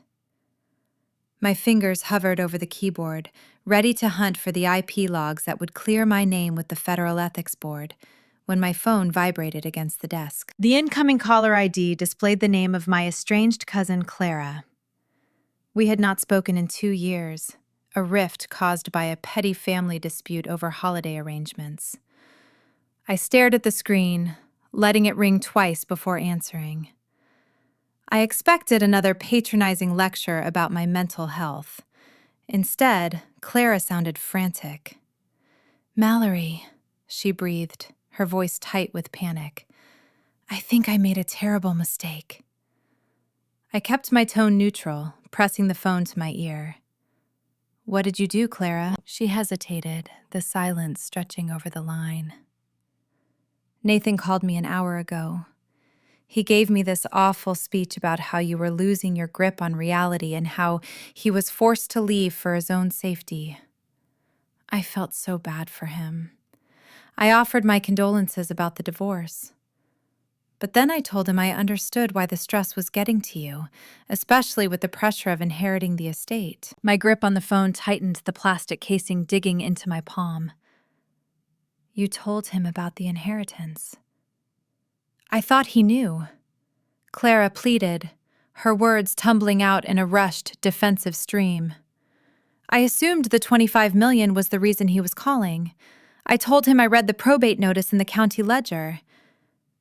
He went completely silent, Mallory. The line went dead. He just hung up on me. When I tried to call him back, it went straight to voicemail. I closed my eyes, a cold, sharp dread settling into my chest. Clara had just handed the map of my empire directly to the enemy. "Thank you for telling me," I said, my voice eerily calm. "Do not answer any more of his calls." I ended the conversation and placed the device face down on the desk. Nathan had rushed the secret divorce to secure $84,000 and a clean break before I realized what was happening. He thought he was walking away with the grand prize. Now he knew he had willingly signed away his legal right to $12.5 million. The sheer magnitude of his financial blunder would be eating him alive. He would not just be angry. He would be desperate. 5 minutes later, my phone rang again. This time, it was Elias Caldwell. His usual composed, professional demeanor was entirely gone. "Mallory," Elias said, skipping any polite greeting. "Opposing counsel just filed an emergency injunction in the Santa Fe District Court. Nathan is petitioning to void his own divorce decree." I let out a short, humorless laugh. "He wants to cancel the divorce he orchestrated? On what grounds?" Elias shuffled papers in the background, the crisp sound transmitting clearly. He submitted a sworn affidavit claiming he signed the marital settlement under extreme emotional duress. He is stating that the two of you have been actively attending counseling and attempting reconciliation. By claiming the marriage is still viable, he is establishing a legal foundation to freeze the probate process. He wants the inheritance classified as joint marital property before the final distribution occurs. He is committing perjury again. I stated, staring at the blinking cursor on my laptop screen. He bought a house for his pregnant mistress 4 days ago. How can he claim we are reconciling? Because he knows the courts move slowly, Elias explained, his tone grim. A judge will freeze the $25 million until a full evidentiary hearing takes place. That could take years, Mallory. He is holding your grandfather's legacy hostage. He intends to drain your resources in endless litigation until you are forced to settle. I thanked Elias and disconnected the call. The audacity of the maneuver was breathtaking. Nathan was willing to expose his own contradictory lies if it meant securing a payout. He was cornering me, using the slow grind of the judicial system as a weapon. I needed him to drop the injunction. I needed him to drop the fake ethics complaint with my federal agency. Most importantly, I needed him to walk into a deposition room feeling invincible. A predator is never more vulnerable than when he believes he has already secured the kill. I opened my email client, my fingers resting on the keys. It was time to feed his ego. I drafted a message to his primary address, carefully stripping away any hint of the fierce, calculated woman I had become. I channeled the exhausted, broken wife he expected to find. The subject line was simple. Please stop. Nathan, I wrote, typing the words with deliberate, frantic pacing to simulate desperation. I cannot fight you anymore. The federal investigation is going to ruin my career. I am locked out of my home. I have nothing left. You win. If you withdraw the ethics complaint and drop the emergency injunction, I will give you what you want. I will sign a private settlement agreement allocating $10 million of the inheritance to you. That is 40%. It is more than enough for you and Paige to start over. Please, just let me keep the rest so I can rebuild my life in peace. Do not drag this through the courts. I am begging you to end this today. I read over the text. It was a masterpiece of manufactured surrender. It validated his superiority. It pleaded for mercy. It offered him a fortune without requiring him to lift a finger in court. I took a deep breath, resting my finger on the trackpad. I clicked the blue button. The satisfying whoosh sound of the email application confirmed the message was sent. The brief audio cue echoed in the quiet motel room, a tiny, unassuming noise that marked the deployment of a massive, invisible snare. Now I had to wait. But I did not intend to wait blindly. I turned my attention back to the raw data on the USB drive. Among the extracted files was a folder containing the synchronization data for his old cloud account. Nathan was notoriously lazy with his cybersecurity. He used the same variations of passwords for his banking, his social media, and his device backups.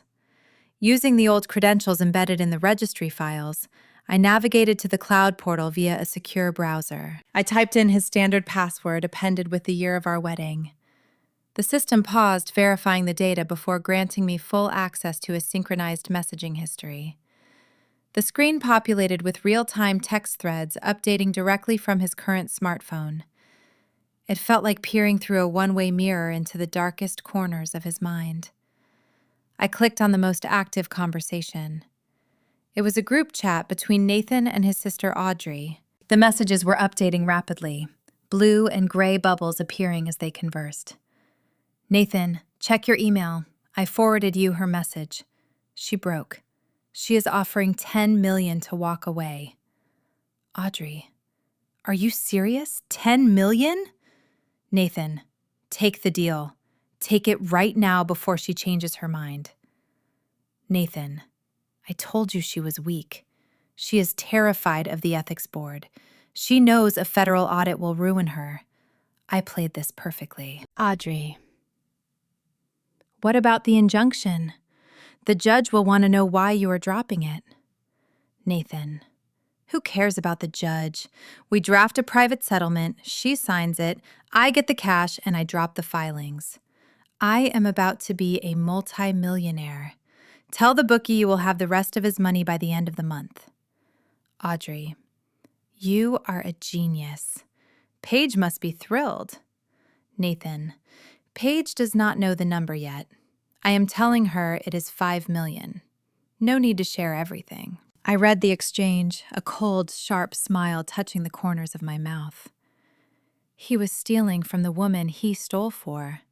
His greed knew no boundaries, consuming everything it touched.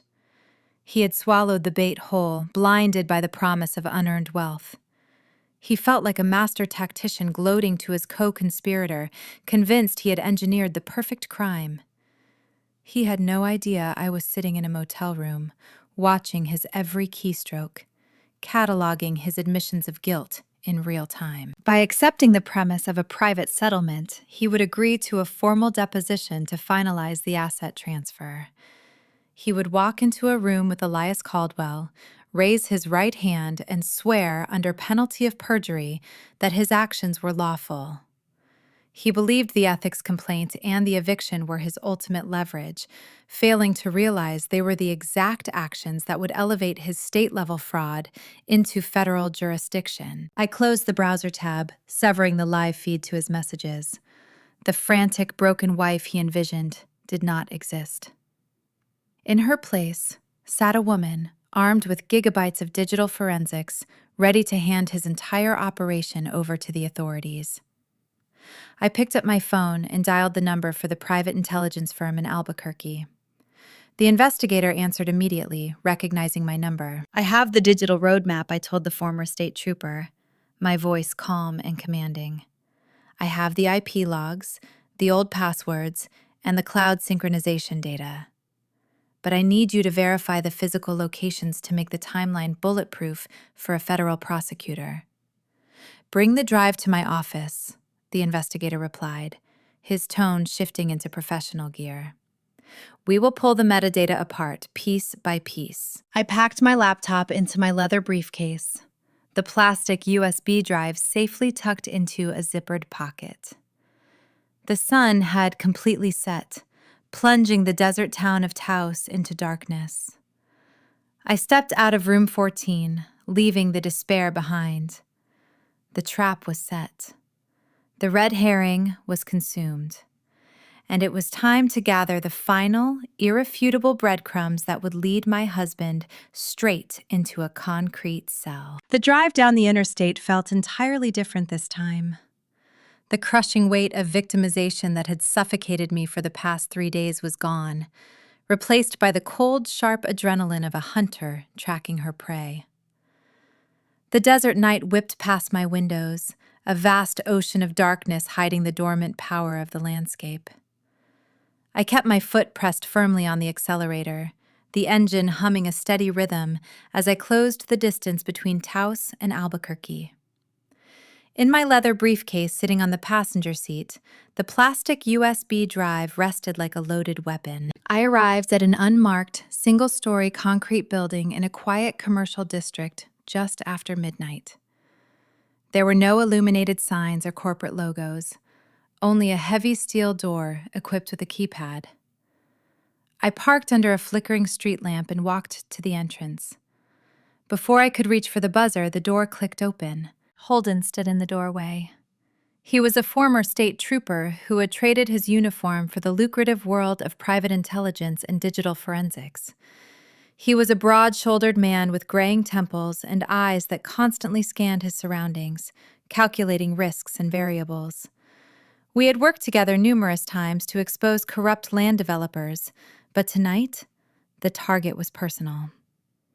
You made good time, Holden said, stepping aside to let me into the facility. The interior was a stark contrast to the chaotic emotional warfare of my personal life.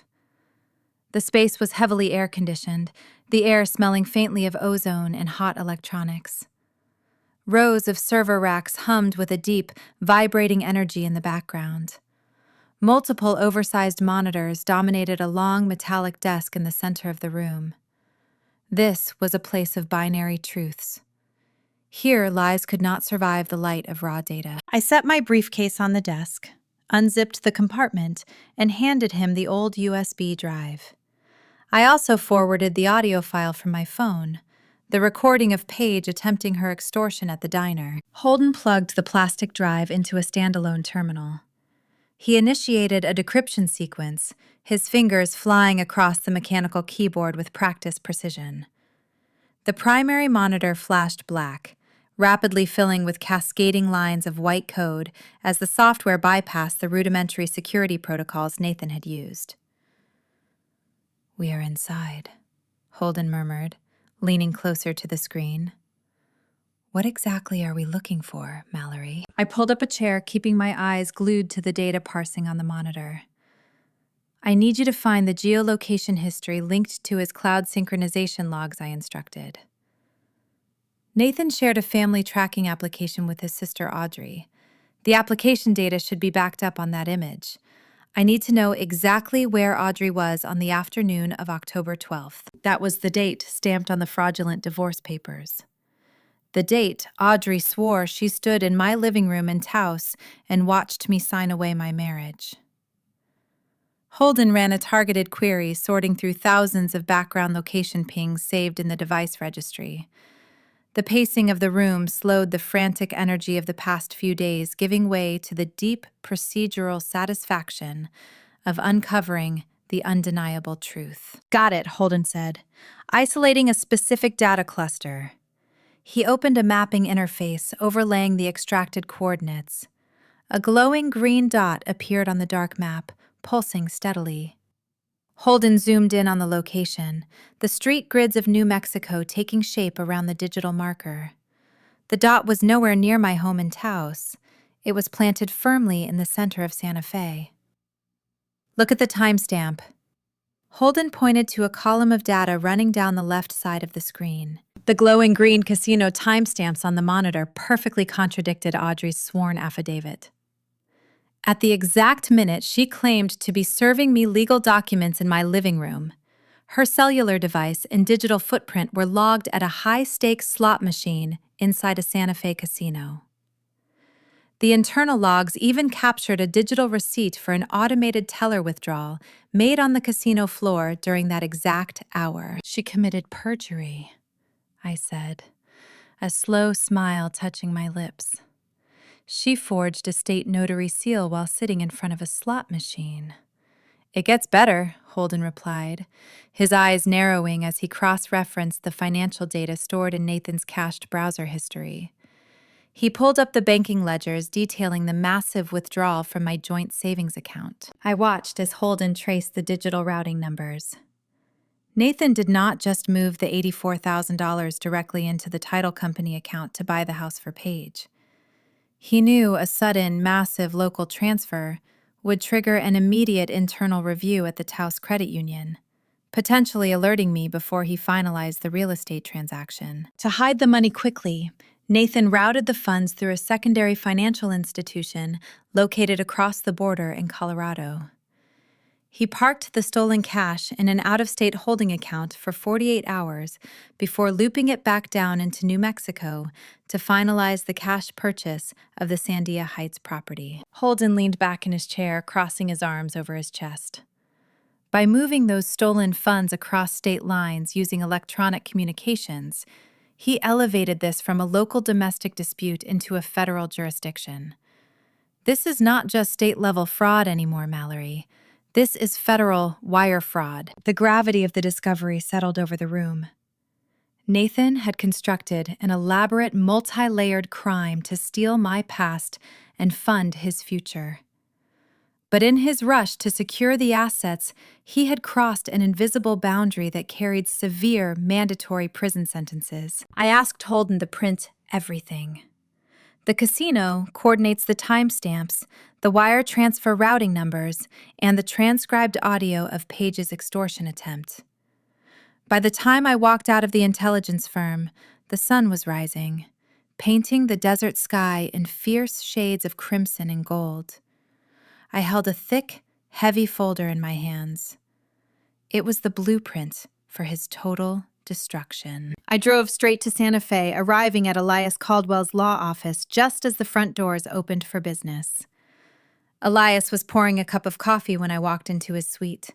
He looked exhausted, likely having spent the night preparing a defense against Nathan's ridiculous emergency injunction. I did not say a word.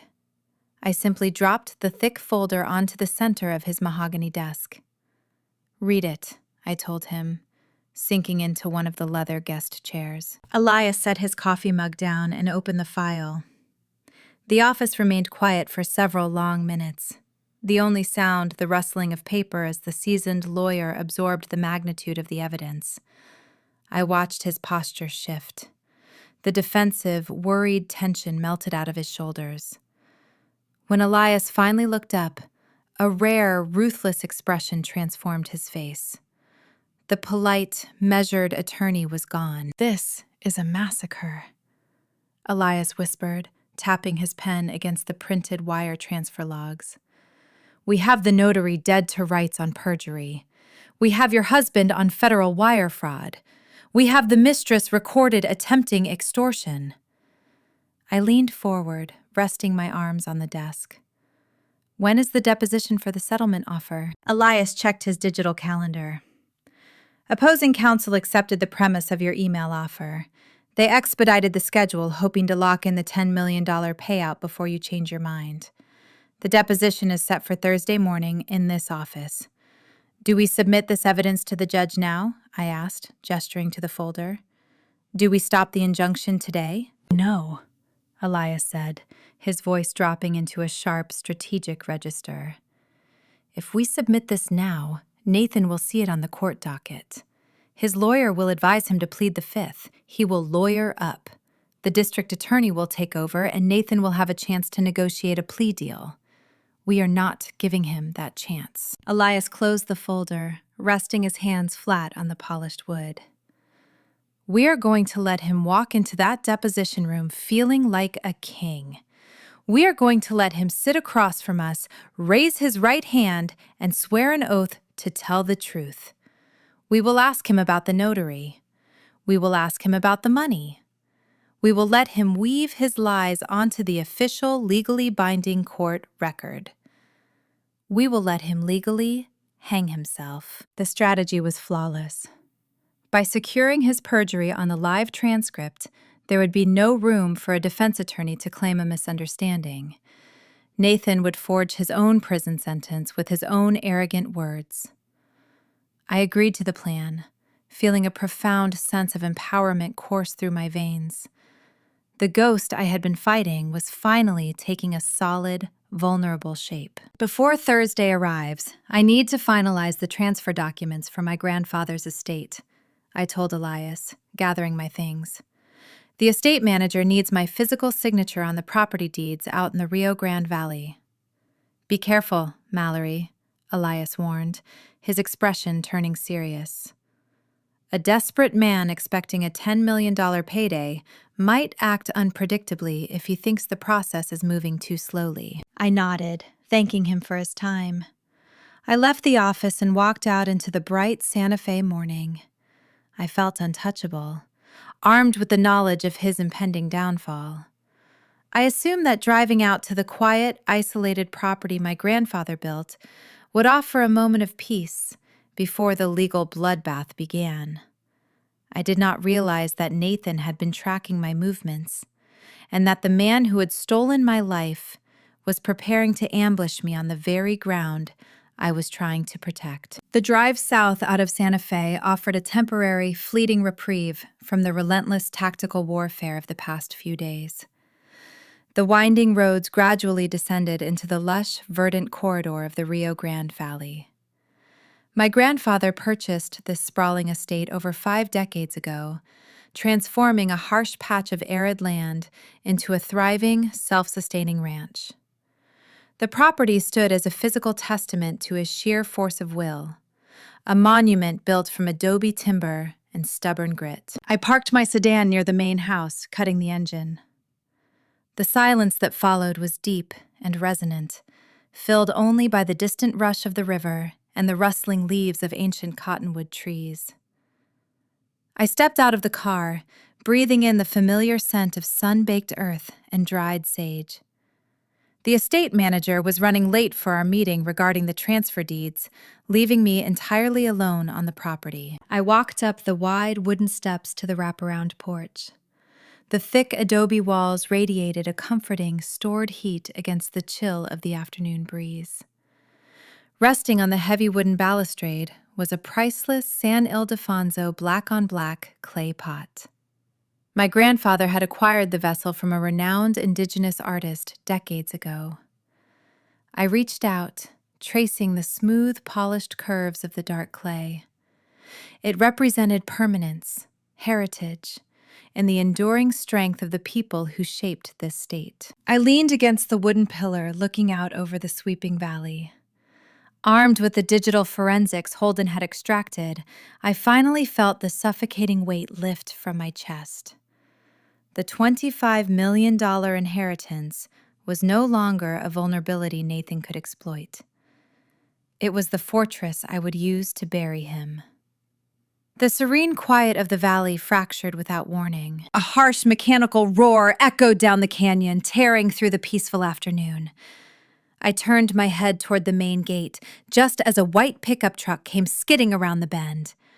The vehicle tore up the long gravel driveway, the tires kicking up a thick, choking cloud of high-altitude dust. The obnoxious, oversized chrome rims caught the harsh sunlight, flashing like warning beacons. It was Nathan. He did not park carefully. He slammed the brakes, bringing the heavy truck to a jerking halt just inches from my sedan. The driver's side door flew open before the engine even died. The man who stepped out of the cabin was unrecognizable. The polished, relaxed facade I had witnessed just a day earlier in the affluent Sandia Heights driveway had evaporated. His crisp linen shirt was wrinkled and stained with dark patches of sweat beneath the arms. His hair was disheveled, and the veins in his neck stood out in sharp, rigid lines. The smug arrogance of a man who believed he had executed the perfect crime was gone, replaced by the raw, unhinged panic of a predator realizing he was caught in a trap. He marched toward the porch, his heavy leather boots striking the wooden steps with threatening force. "Where is the paperwork, Mallory?" he demanded, his voice cracking with desperation. He did not bother with greetings. He dropped the concerned husband act entirely, discarding the psychological gaslighting he had used to isolate me from my friends. I did not move. I kept my back resting against the adobe pillar, my posture relaxed, projecting a calm I knew would infuriate him. "What paperwork, Nathan? Do not play games with me," he snarled, closing the distance between us. "You sent the email. You offered the $10 million. I know you are terrified of the ethics board ruining your precious federal career." I brought a drafted settlement. He reached into his back pocket and pulled out a crumpled, folded stack of legal documents. He threw them onto a small patio table, the pages fluttering in the wind. "Sign it," he ordered, his chest heaving as he gasped for air. "You sign this right now, we get it notarized, and I drop the injunction. I drop the complaints. You get to keep your job and your pathetic, lonely life, and I get what is owed to me." I looked at the crumpled papers, then back up to his flushed, sweating face. "You really thought I would just hand you $10 million?" I asked softly. "After you forged my signature? After you drained my savings? After you bought a house for your pregnant mistress?" His eyes widened, a flash of genuine shock registering in his pupils before twisting into fierce, unbridled rage. He realized the desperate, broken email was a fabrication. He realized I was not surrendering. "You do not have a choice," he shouted, stepping directly into my personal space. The scent of sour fear and stale coffee radiated off his skin. He tried to use his physical size to tower over me, a primitive intimidation tactic meant to force submission. "I have the injunction filed. I have the court docket locked. If you do not sign this paper today, I will drag you through probate court for a decade. I will bleed this estate dry with legal fees. I will make sure you never see a single dime of that inheritance." He was breathing heavily, his face inches from mine. The desert wind whipped around us, carrying the tension into the open air. I looked up into the eyes of the man I had loved for 6 years. I searched for the charm, the humor, the partner who used to brew my morning coffee. There was nothing left. Standing before me was a hollow, terrified boy, drowning in his own greed, manipulated by a mistress and suffocated by his sister's gambling debts. He was not a mastermind. He was just a thief who had run out of places to hide. "You owe me half!" he screamed, his voice reaching a fever pitch, slicing through the quiet hum of the valley. "You think you can just walk away with it, after everything!" I did not blink. I stared at him with cold, crystalline clarity. The frantic waving of his arms caught the edge of the antique San Ildefonso clay pot resting on the balustrade. The impact sent the heavy vessel tumbling over the edge. It hit the hardwood floorboards with a sickening, hollow crack.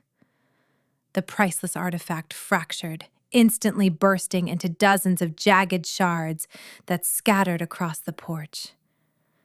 Centuries of indigenous history, a piece of art that survived generations of harsh desert winters, was reduced to debris in a fraction of a second. Nathan froze. He stared down at the broken clay, his chest heaving, waiting for my reaction. He was waiting for me to break. He expected me to cry over the destroyed heirloom, to crumble under his physical hostility, to finally surrender to his demands. I looked down at the ruin at his feet. The jagged, ancient clay shards rested in the fine layer of desert dust covering the porch boards. The broken pieces mirrored the unfixable, shattered reality of our marriage. There was no glue that could mend the vessel, just as there was no settlement that could mend his betrayal. I felt no grief for the broken pot. I felt only an immense, profound sense of liberation. His intimidation tactics had failed. His mask was gone. He had nothing left to threaten me with. I stepped forward. My leather boot crunched over a large piece of the broken black clay, grinding it further into the dust. I walked right past him, entirely unfazed by his looming presence. I descended the wooden steps with slow, deliberate pacing, my head held high. "Where are you going?" he yelled, his voice echoing off the adobe walls, tinged with a new rising hysteria. "You cannot just leave! We are not done here!" I reached my sedan and opened the driver's side door.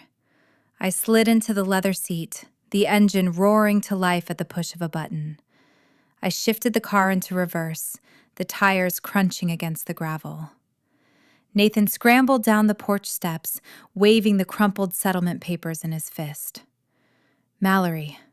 I tapped the brake, rolling the window down just enough to let my voice carry across the dusty driveway. I looked at him one last time, cementing the pathetic, desperate image of him into my memory. "I will see you at the deposition, Nathan," I said quietly. I rolled the window back up, cutting off his frantic reply. I pressed the accelerator, turning the steering wheel sharply. As I drove away down the winding valley road, I glanced into the rearview mirror. Nathan stood alone in the center of the gravel driveway, engulfed in the high-altitude dust kicked up by my tires. He was screaming into the void, waving his useless papers at a woman who was no longer afraid of him. The physical ambush had failed. The false sense of control he harbored was completely shattered. He had no choice now but to follow the legal current I had set in motion. He would walk into Elias Caldwell's law office on Thursday morning, expecting a negotiation. He had no idea he was walking into a federal execution. The conference room inside Elias Caldwell's Santa Fe law firm was designed to intimidate. The walls were painted a stark, sterile white, devoid of any artwork or softening distraction. An imposing mahogany table dominated the space, surrounded by rigid leather chairs that offered zero comfort. The air conditioning hummed a low, constant drone, keeping the temperature deliberately cold. It was an environment built for clinical, surgical, legal extraction. I sat next to Elias, my hands folded neatly in my lap, feeling the chill seep through the fabric of my charcoal blazer. Across the polished wood sat Nathan. He wore a tailored navy suit that looked brand new, the crisp fabric likely purchased on credit with the expectation of a multi-million-dollar payday. Next to him sat his expensive litigator, a man named Donovan whose designer watch and polished wingtips telegraphed high hourly billing rates. Donovan had built a reputation defending wealthy Albuquerque socialites in complex asset divisions. He clearly viewed this case as a simple, lucrative negotiation. He had no idea his client was a walking federal liability. A certified court reporter sat at the head of the table, her fingers hovering over the keys of a stenograph machine. Every syllable spoken in this room would be transcribed, bound, and legally weaponized. Nathan looked incredibly relaxed. A smug, self-satisfied smirk played at the corners of his mouth. He leaned back in his chair, crossing one ankle over his knee. His fingers brushed against the knot of his pale blue silk tie, adjusting it slightly. He believed my presence here was a mere formality. He thought we were spending the morning establishing the legal framework to hand him $10 million and finalize the deceptive email offer I had sent. He did not realize he was sitting in an execution chamber. Elias initiated the recording, stating the date, the location, and the names of the individuals present for the official court record. He asked Nathan to raise his right hand and swear to tell the truth under penalty of perjury. Nathan raised his hand, his smirk widening. "I swear," he said, his voice dripping with unearned confidence. The deposition began slowly. Elias was a master of legal pacing. He did not attack immediately. He spent the first hour establishing a baseline, asking mundane questions about Nathan's employment history, our marriage timeline, and basic residential addresses. The slow tempo lulled Nathan into a false sense of security. Donovan barely looked up from his yellow legal pad, assuming this was standard procedural groundwork. As the second hour commenced, Elias shifted the trajectory. He reached into his briefcase and produced a printed copy of the forged marital settlement agreement. He slid it across the table. "Mr. Ellis," Elias said, his tone casual and conversational. "Can you confirm that you recognize this document?" Nathan glanced at the paper, barely registering the text. "Yes, that is the marital settlement agreement we filed to dissolve the marriage." "And you were present when this document was signed?" Elias asked, leaning back in his chair. Nathan adjusted his tie again, his fingers smoothing the silk fabric. "Yes, I was." Elias folded his hands on the table. "Can you tell the record exactly where you and Mallory were when she signed this agreement, surrendering her rights to all joint assets?" "We were in the living room of our Taos home." Nathan lied seamlessly, the rhythmic clicking of the court reporter's machine capturing every syllable. "We sat on the couch. We agreed it was for the best to handle this quietly, and this document was legally notarized on that exact date." Elias continued, pointing a pen at the state seal stamped at the bottom of the page. "The notary listed here is your sister, Audrey Jenkins. Was she physically present in your living room to witness Mallory sign this document?" Donovan shifted slightly in his chair, a brief flicker of professional caution crossing his face, but he did not object. The line of questioning appeared standard for verifying a contested document. Nathan did not hesitate. "Yes." Audrey came over to the house. She checked our identification, witnessed both of us sign the paperwork, and stamped it right there on the coffee table. Elias nodded slowly, letting the silence stretch in the cold room. He turned his attention to a separate stack of financial records. Let us discuss your finances, Mr. Ellis. Our bank records indicate that $84,000 was transferred out of a joint savings account precisely 1 day before the divorce decree was finalized. Did you authorize that withdrawal? Nathan smirked, leaning closer to the microphone resting in the center of the table. Yes. As per the settlement agreement Mallory signed, I was granted the liquid assets to facilitate my relocation. I moved the money to purchase a new property for myself. Elias adjusted his silver-rimmed glasses, his eyes sharp and unblinking. Did you transfer those funds directly from the Taos Credit Union to the local title company handling your new real estate purchase in Albuquerque? Nathan tugged at his collar, his hand returning to the knot of his tie. The physical tell was becoming more pronounced, a subconscious soothing mechanism betraying a microscopic sliver of unease. Yes. I wired it straight to the title agency to close on the house. You did not route the funds through any secondary institutions. Elias pressed his voice, dropping into a colder, sharper register. You did not move the money out of state at any point to conceal the transaction from your spouse before the divorce was finalized by the judge. Donovan placed a hand on his client's arm, sensing the subtle shift in the atmosphere of the room. If you are suggesting financial impropriety, counsel, you need to state your claim for the record, Donovan warned. I am simply asking a direct question. Elias replied smoothly, keeping his gaze locked on my husband. Did the funds cross state lines, Mr. Ellis? No, Nathan stated firmly, sealing his fate on the transcript. It was a simple, local transfer. 3 hours had passed since the court reporter began typing. The air in the sterile conference room felt thick, heavy with the weight of compounded lies. Nathan's initial smugness had morphed into a tense, rigid posture. His fingers compulsively adjusted his tie every few minutes, pulling at the fabric as if the room were running out of oxygen. He could feel the invisible net tightening around him, even if he could not yet see the cords. Elias reached for a single, unmarked black folder resting near his briefcase. Let us review one final matter before we conclude, Elias said, his voice cutting through the quiet hum of the air conditioning. A federal ethics complaint was filed against my client 2 days ago, claiming she accepted corrupt kickbacks. The anonymous tip originated from the IP address of your shared Taos residence. Did you fabricate and transmit that complaint, Mr. Ellis? I have no idea what you are talking about. Nathan scoffed, though a bead of sweat now traced the line of his jaw. Why would I do that? We are here to settle for $10 million so everyone can walk away happy. Elias did not acknowledge the settlement comment. He picked up the black folder and slid it across the heavy mahogany table. The cardboard scraped against the polished wood, stopping directly in front of Donovan. I am submitting Exhibits A through C into the official record, Elias announced, his tone devoid of any mercy.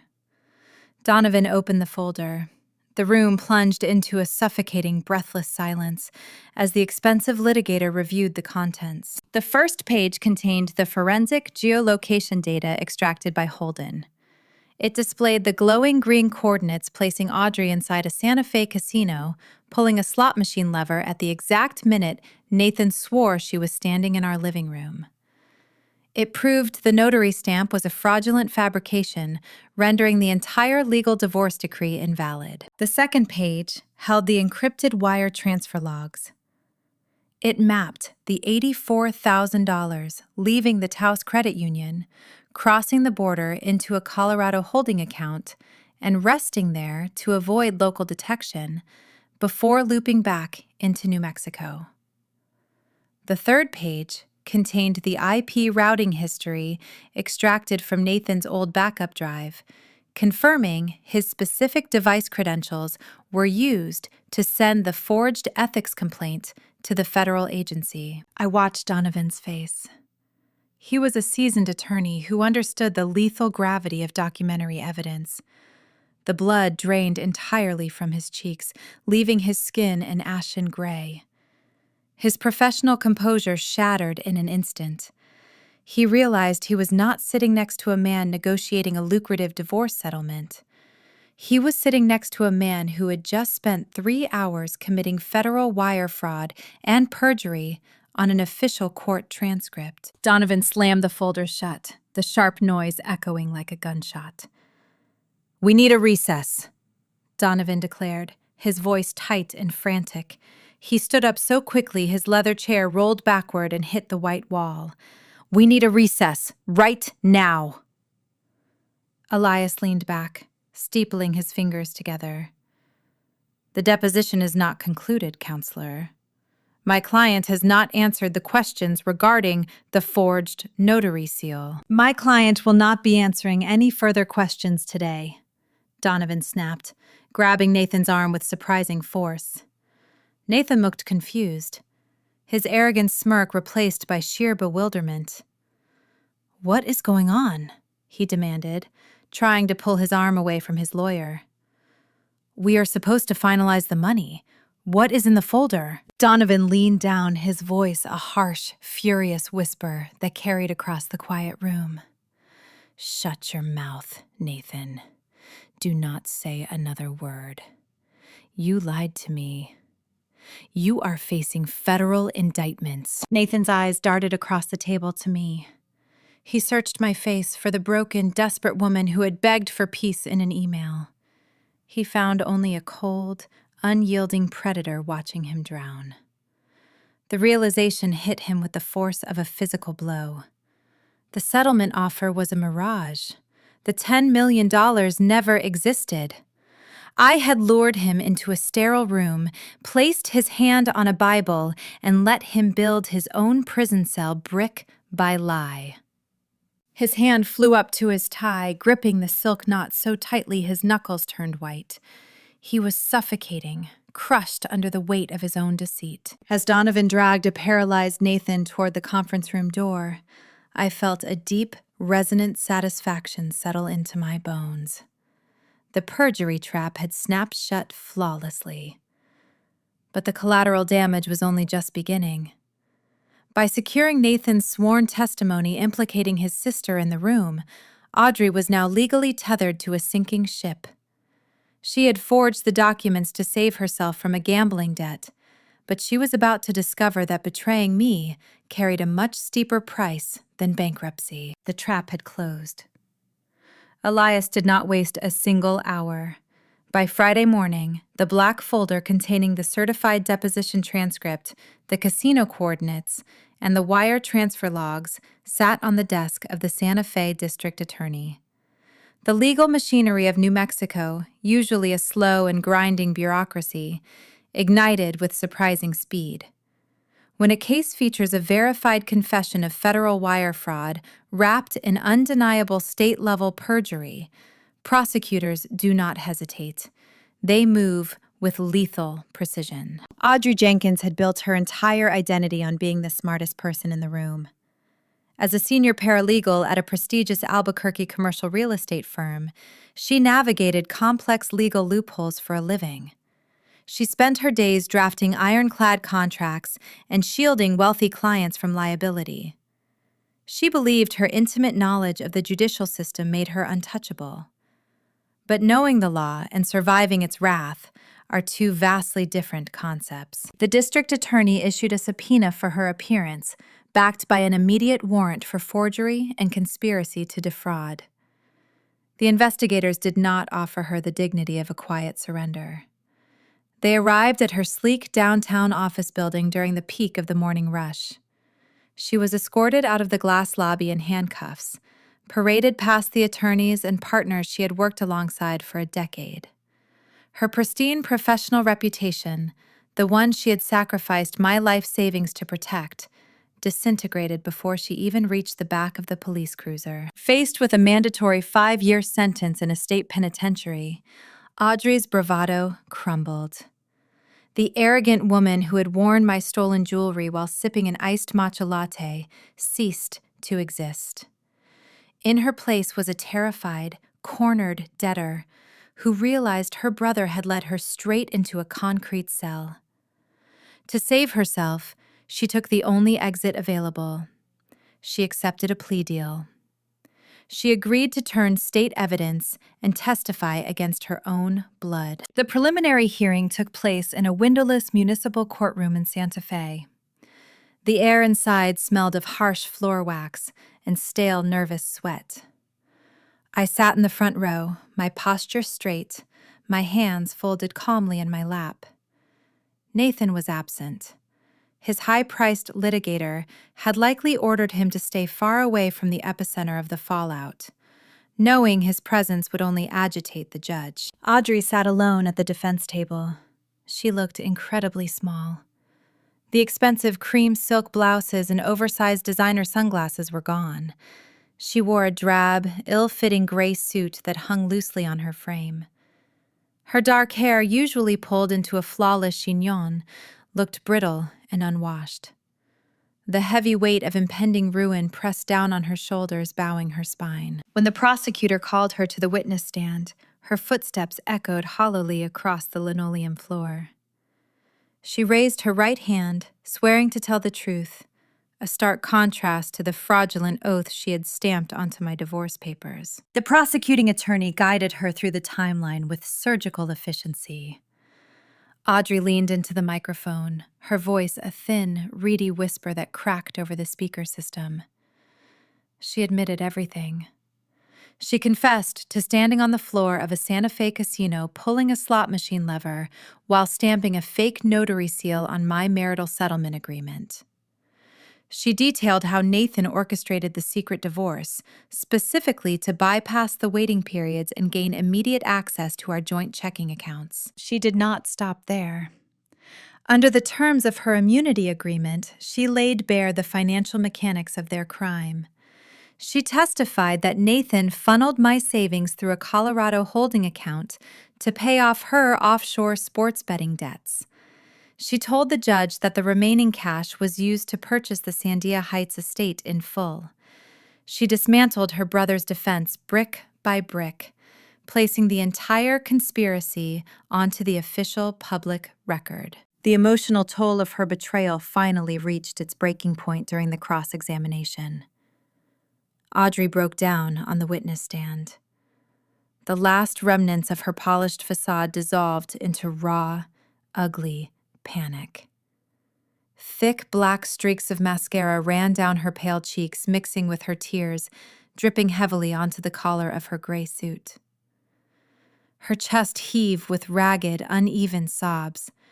She turned her head, looking past the wooden rail of the witness box, and locked eyes with me in the gallery. "I am so sorry, Mallory," she sobbed, her voice echoing in the sterile room. "He told me it was the only way to save my house. He said you would never find out until the probate cleared. He manipulated me. Please, please forgive me." She begged for a lifeline, a shred of empathy from the woman she had tried to erase. She wanted absolution. I simply stared back. I did not blink. My face was an unreadable mask of stone. I offered no nod of understanding, no softening of the eyes, no quiet gesture of grace. I let her sit in the crushing silence of her own consequences. She had forged my signature to save her own skin, and now she was weeping because the bill had come due.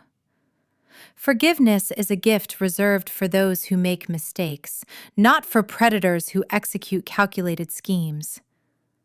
I looked away, dismissing her existence entirely. The gavel fell, binding her testimony to the official court record. The conspiracy had officially imploded. Court transcripts are a matter of public domain.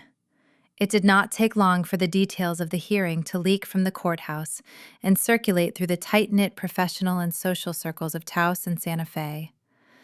The narrative Nathan had so carefully constructed, the tragic tale of a husband fleeing a psychotic wife, shattered into a million undeniable pieces. The gaslighting campaign was dead. By the time I reached my car in the courthouse parking lot, My phone was illuminating with a constant, frantic rhythm. The messages poured in from the friends who had abandoned me. Elena sent a lengthy, groveling paragraph. She wrote that she was horrified by the news that Nathan was a monster, that she was so sorry for doubting my sanity. She begged me to call her so she could apologize properly. My cousin Clara sent 3 separate text messages claiming she felt physically sick for handing Nathan information about the inheritance. Colleagues from my preservation office, people who had turned their backs when I was escorted out of the building, sent links to news articles covering the fraud, accompanied by endless streams of remorse. They all wanted to clear their own consciences. They wanted to rush back to the winning side now that the battle was over and the truth was safely established on paper. I sat in the driver's seat, the high-altitude sun warming the dashboard. I read the names flashing across the screen. These were the people who had texted me links to psychiatric facilities when I told them my home was stolen. They had looked at me with pity instead of loyalty. They chose the comfortable lie over the difficult truth. I did not read a single word of their apologies. I opened the messaging application, selected every unread thread, and pressed the delete icon. The screen cleared, leaving a pristine, empty inbox. I permanently severed ties with everyone who lacked the courage to stand by me in the dark. I did not need fair-weather allies. I had survived the worst of the storm entirely on my own, relying only on my own intellect and the fierce, unyielding heritage my grandfather had instilled in me. My circle was smaller now, but it was forged in steel. With Audrey's testimony secured and my social standing vindicated, the focus shifted to the remaining loose ends.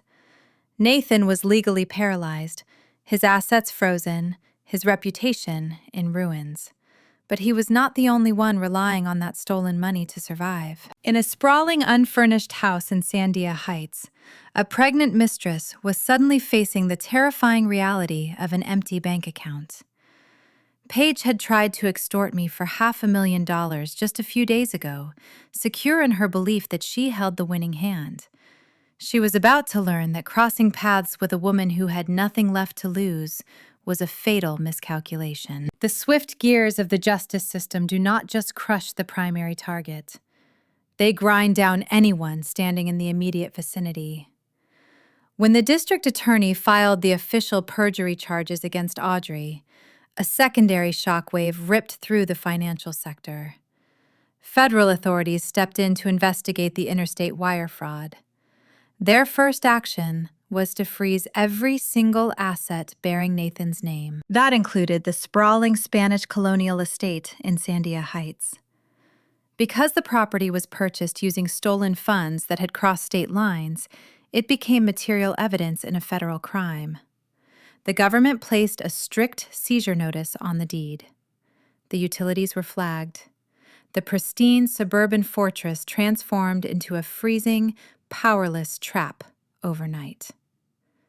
Inside that dark house sat Paige. She had envisioned a life of effortless luxury, funded by a man she thought had outsmarted his wealthy wife.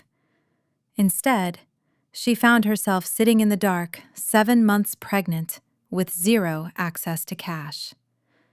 Nathan was no longer returning her phone calls. He was too busy fighting for his own freedom, drowning in legal fees he could not afford, and hiding from the very sister he had thrown under the bus. Paige was isolated, broke, and desperate. Desperation breeds foolish decisions. On Tuesday morning, my phone illuminated with a new text message. The number belonged to Paige. I did not open it immediately. I let it sit on the screen while I brewed a cup of black coffee in my motel room, watching the steam curl into the cold morning air. When I finally unlocked the device, her message read exactly as I anticipated. Mallory. The text began dripping with a frantic, forced bravado. Nathan is freezing me out, but I know you still have the $25 million. I am lowering my price. Wire $50,000 to my account by noon, or I am taking my story to the judge presiding over your civil case. I will tell him you orchestrated the entire fake divorce to hide your inheritance. You have until noon." She was trying to play a hand consisting of blank cards. She assumed I was still the terrified, passive woman she met at the Red Sands diner. She did not realize the landscape of the war had shifted permanently. I did not reply to her text. I simply took a screenshot of the demand and forwarded it to Elias Caldwell with a brief instruction. Finish her. Elias operated with the cold precision of a surgeon. Less than an hour later, he dispatched a formal email to Paige. He copied her on a message addressed to the local district attorney. He did not bother with pleasantries or negotiations. Elias attached 2 specific files to the email. The first was a drafted, unsigned criminal complaint detailing the felony charge of extortion. The second file was an audio attachment. It was the crisp, perfectly clear recording I had captured on my phone during our meeting in Roswell, where Paige explicitly demanded $500,000 in exchange for committing perjury. Elias included a single, devastating sentence in the body of the email. You have 2 hours to vacate the state of New Mexico before I file this complaint and request an immediate warrant for your arrest. Paige received the message just before 10 o'clock. I did not need to see her face to know the exact moment her fabricated reality shattered. She was a grifter who had tried to blackmail a woman holding a royal flush. She realized she had been outplayed on every conceivable level. She had handed us the very evidence required to send her to a federal prison. She had no money to fight a legal battle. Her boyfriend was facing a decade behind bars. The house she occupied was scheduled for federal forfeiture. According to the private investigator I kept on retainer, Paige did not even bother to pack all her belongings. She threw a few suitcases into the trunk of a cheap rental car, abandoning the brand new pickup truck in the driveway since the dealership had already flagged it for repossession. She drove east, fleeing across the state line, disappearing into the vast expanse of the Texas Panhandle. The mistress who demanded $500,000 scurried away with nothing but the clothes on her back, permanently neutralized as a threat. With Paige erased from the board, the final secondary conflict dissolved the very next afternoon. My phone rang, displaying the official number of the Federal Department of the Interior. I answered, my posture straightening out of pure habit. "Mallory," Director Stanton said, his voice stripped of the cold bureaucracy he had wielded during our last encounter. "We concluded the internal audit." I held my breath, waiting for the official verdict. "The Office of the Inspector General reviewed the digital forensics your attorney provided." Stanton continued, his tone softening into genuine remorse. "The IP logs and the hidden registry files proved beyond a shadow of a doubt that your home network was hijacked. The ethics complaint was a deliberate fabrication orchestrated by your husband. You are fully cleared of all charges." I closed my eyes, letting the immense relief wash over my tired muscles. The stain on my professional reputation was gone. "I want to offer my deepest apologies for the way you were treated last week," Stanton said. "We have issued a formal agency-wide memorandum exonerating you. Your security clearance is restored. We need our Director of Cultural Heritage Preservation back in the building, Mallory. Your desk is waiting." I thanked him, my voice steady and professional. I drove to the federal building in Santa Fe later that afternoon. When I walked through the glass revolving doors, the atmosphere was entirely different. Colleagues stopped in the hallways to shake my hand. My subordinates smiled, expressing their relief. When I reached the 5th floor, my federal badge was sitting in the center of my mahogany desk, polished and ready. I clicked it onto my blazer, reclaiming the sanctuary Nathan had tried so desperately to burn down. There was only one place left to reclaim. I left work early and drove the familiar route back to Taos. The sun hung low over the mountains, painting the desert in strokes of fiery orange and deep violet. I turned onto my quiet residential street. The neighbors who had shunned me days prior now watched from their porches, offering hesitant, apologetic waves. I ignored them, pulling my sedan into my own driveway. The local police department had formally lifted the lockout order that morning. With the notary stamp proven fraudulent, the LLC deed transferring my property was nullified. The house legally belonged to me again. I walked up the stone path to the front door. The bright orange legal notice still hung above the brass handle, a glaring reminder of the day I was exiled from my own life. I reached up and ripped the heavy cardstock off the wood. I slid my key into the deadbolt. This time the metal tumblers aligned perfectly. The lock clicked and the heavy oak door swung open. The living room was still empty, hollowed out by the moving company Nathan had hired, but the silence no longer felt oppressive. It felt clean. It was a blank slate, scrubbed free of a toxic presence.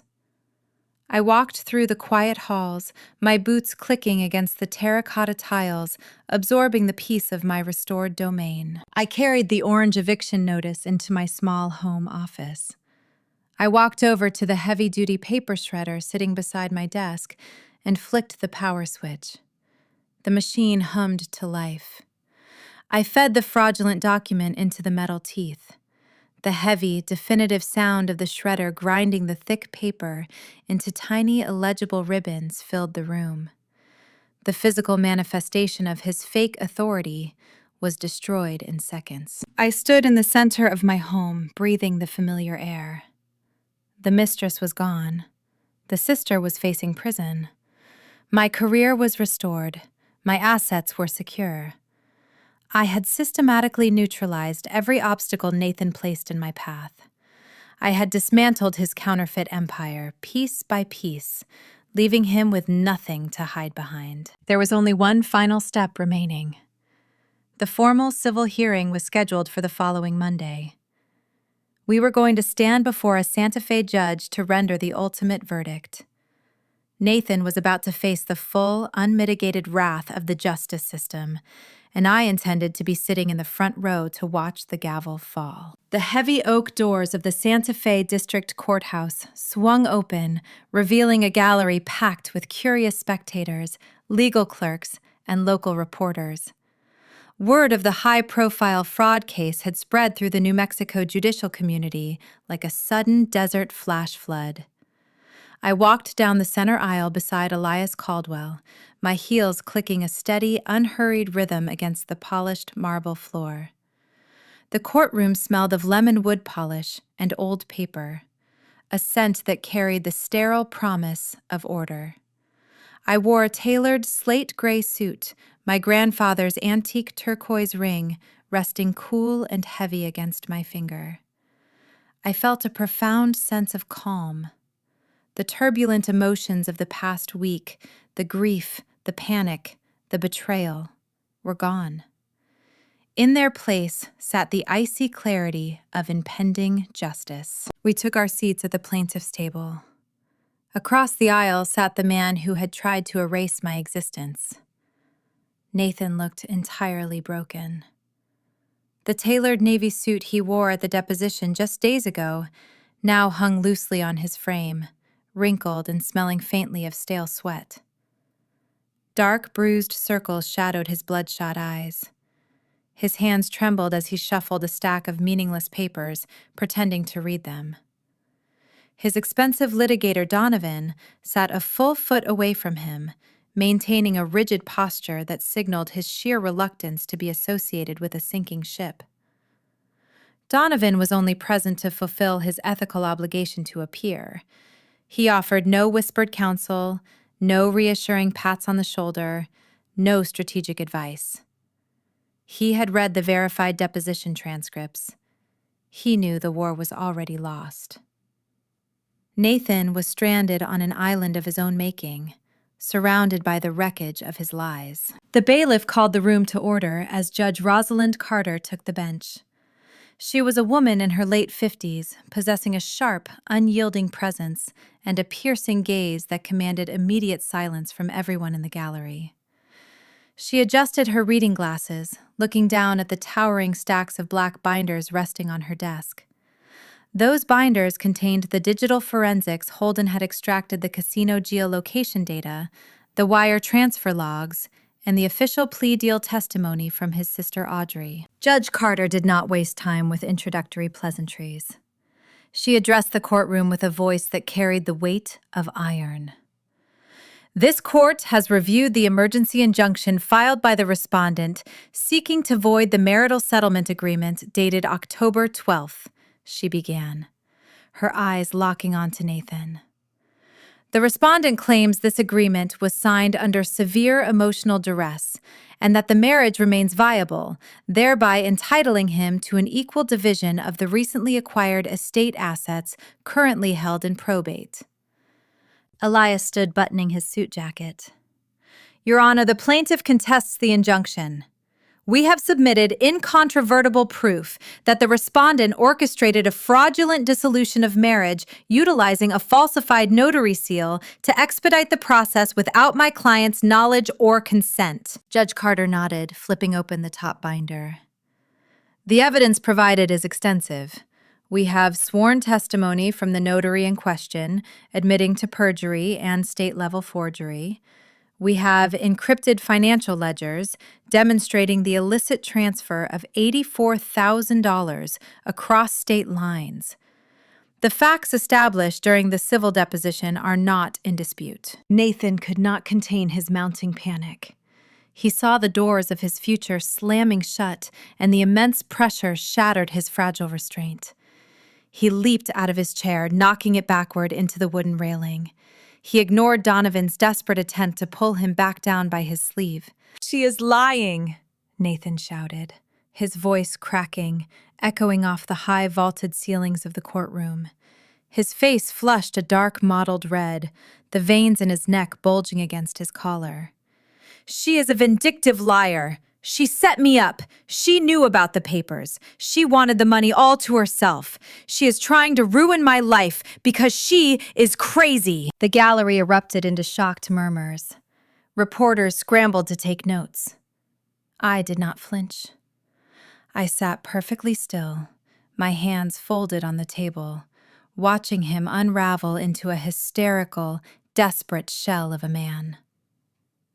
Judge Carter picked up her wooden gavel. She struck the sounding block with lethal force. The sharp, echoing crack of the judge's gavel sliced through the room, silencing Nathan's final, desperate outburst instantly. The sound rang in the air, sharp and defining, commanding, absolute submission.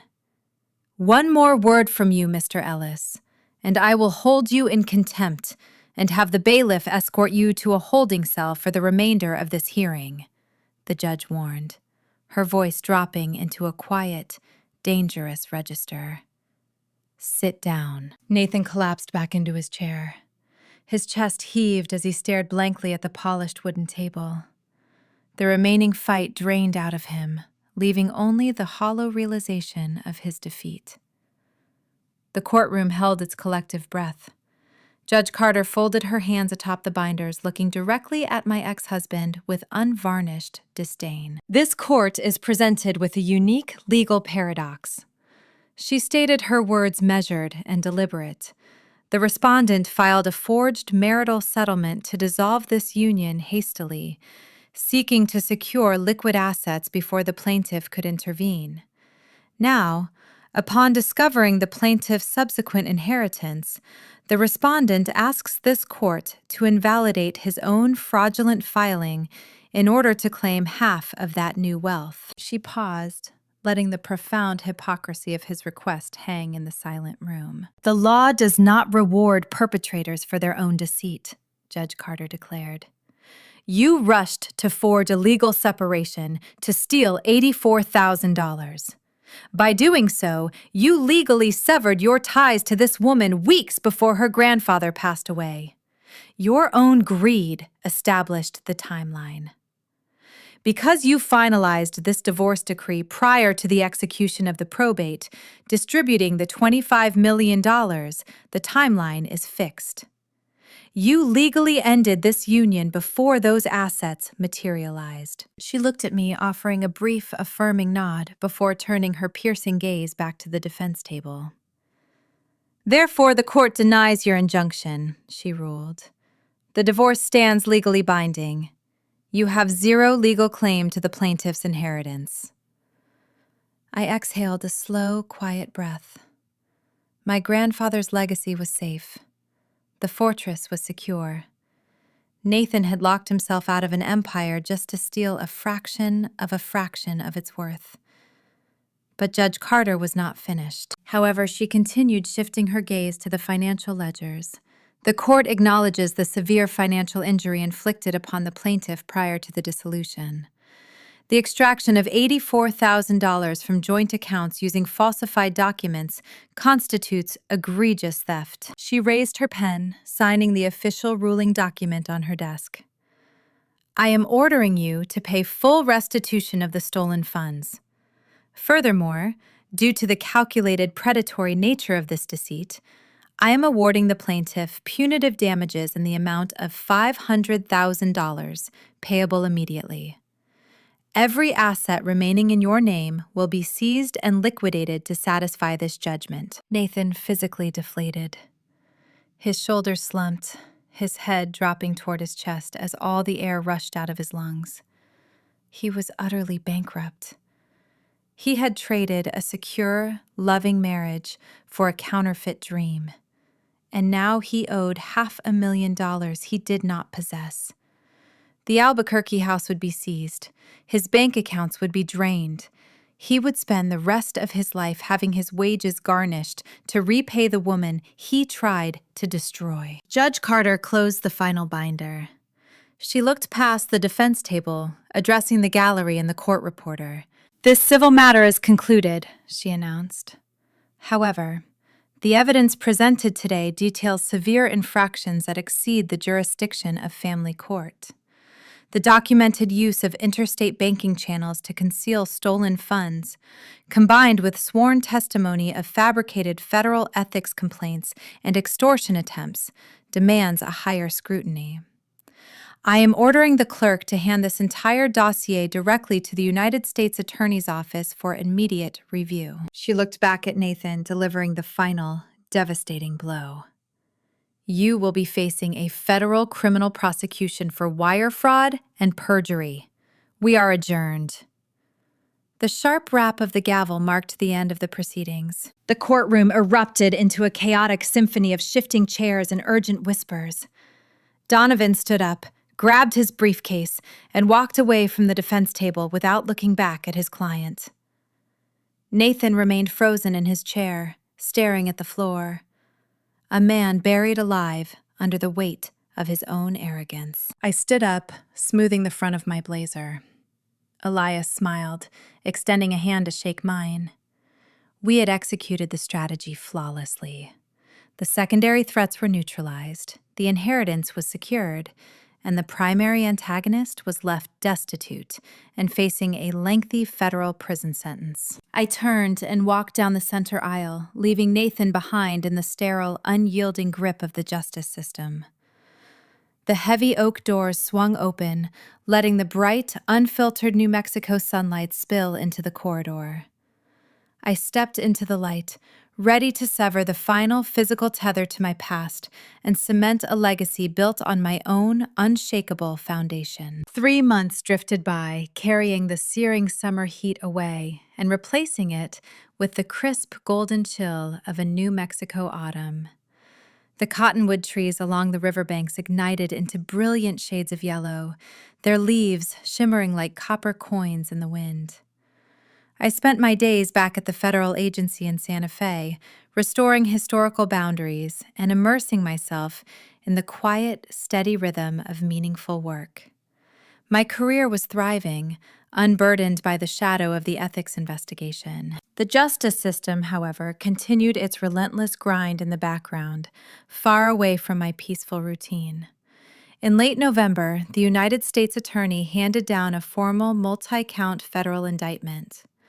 Nathan was officially charged with wire fraud, perjury, and conspiracy to commit financial crimes. Because Judge Carter had seized every remaining asset to satisfy the punitive civil damages, Nathan could not afford to retain a private defense attorney. The man who had sneered at me across a mahogany conference table, boasting about a $10 million settlement, was reduced to standing before a federal magistrate in an ill-fitting borrowed suit. He was represented by a severely overworked public defender, his fate now resting in the hands of the very system he tried to manipulate. The consequences of his financial ruin triggered a chain reaction that presented a unique poetic opportunity.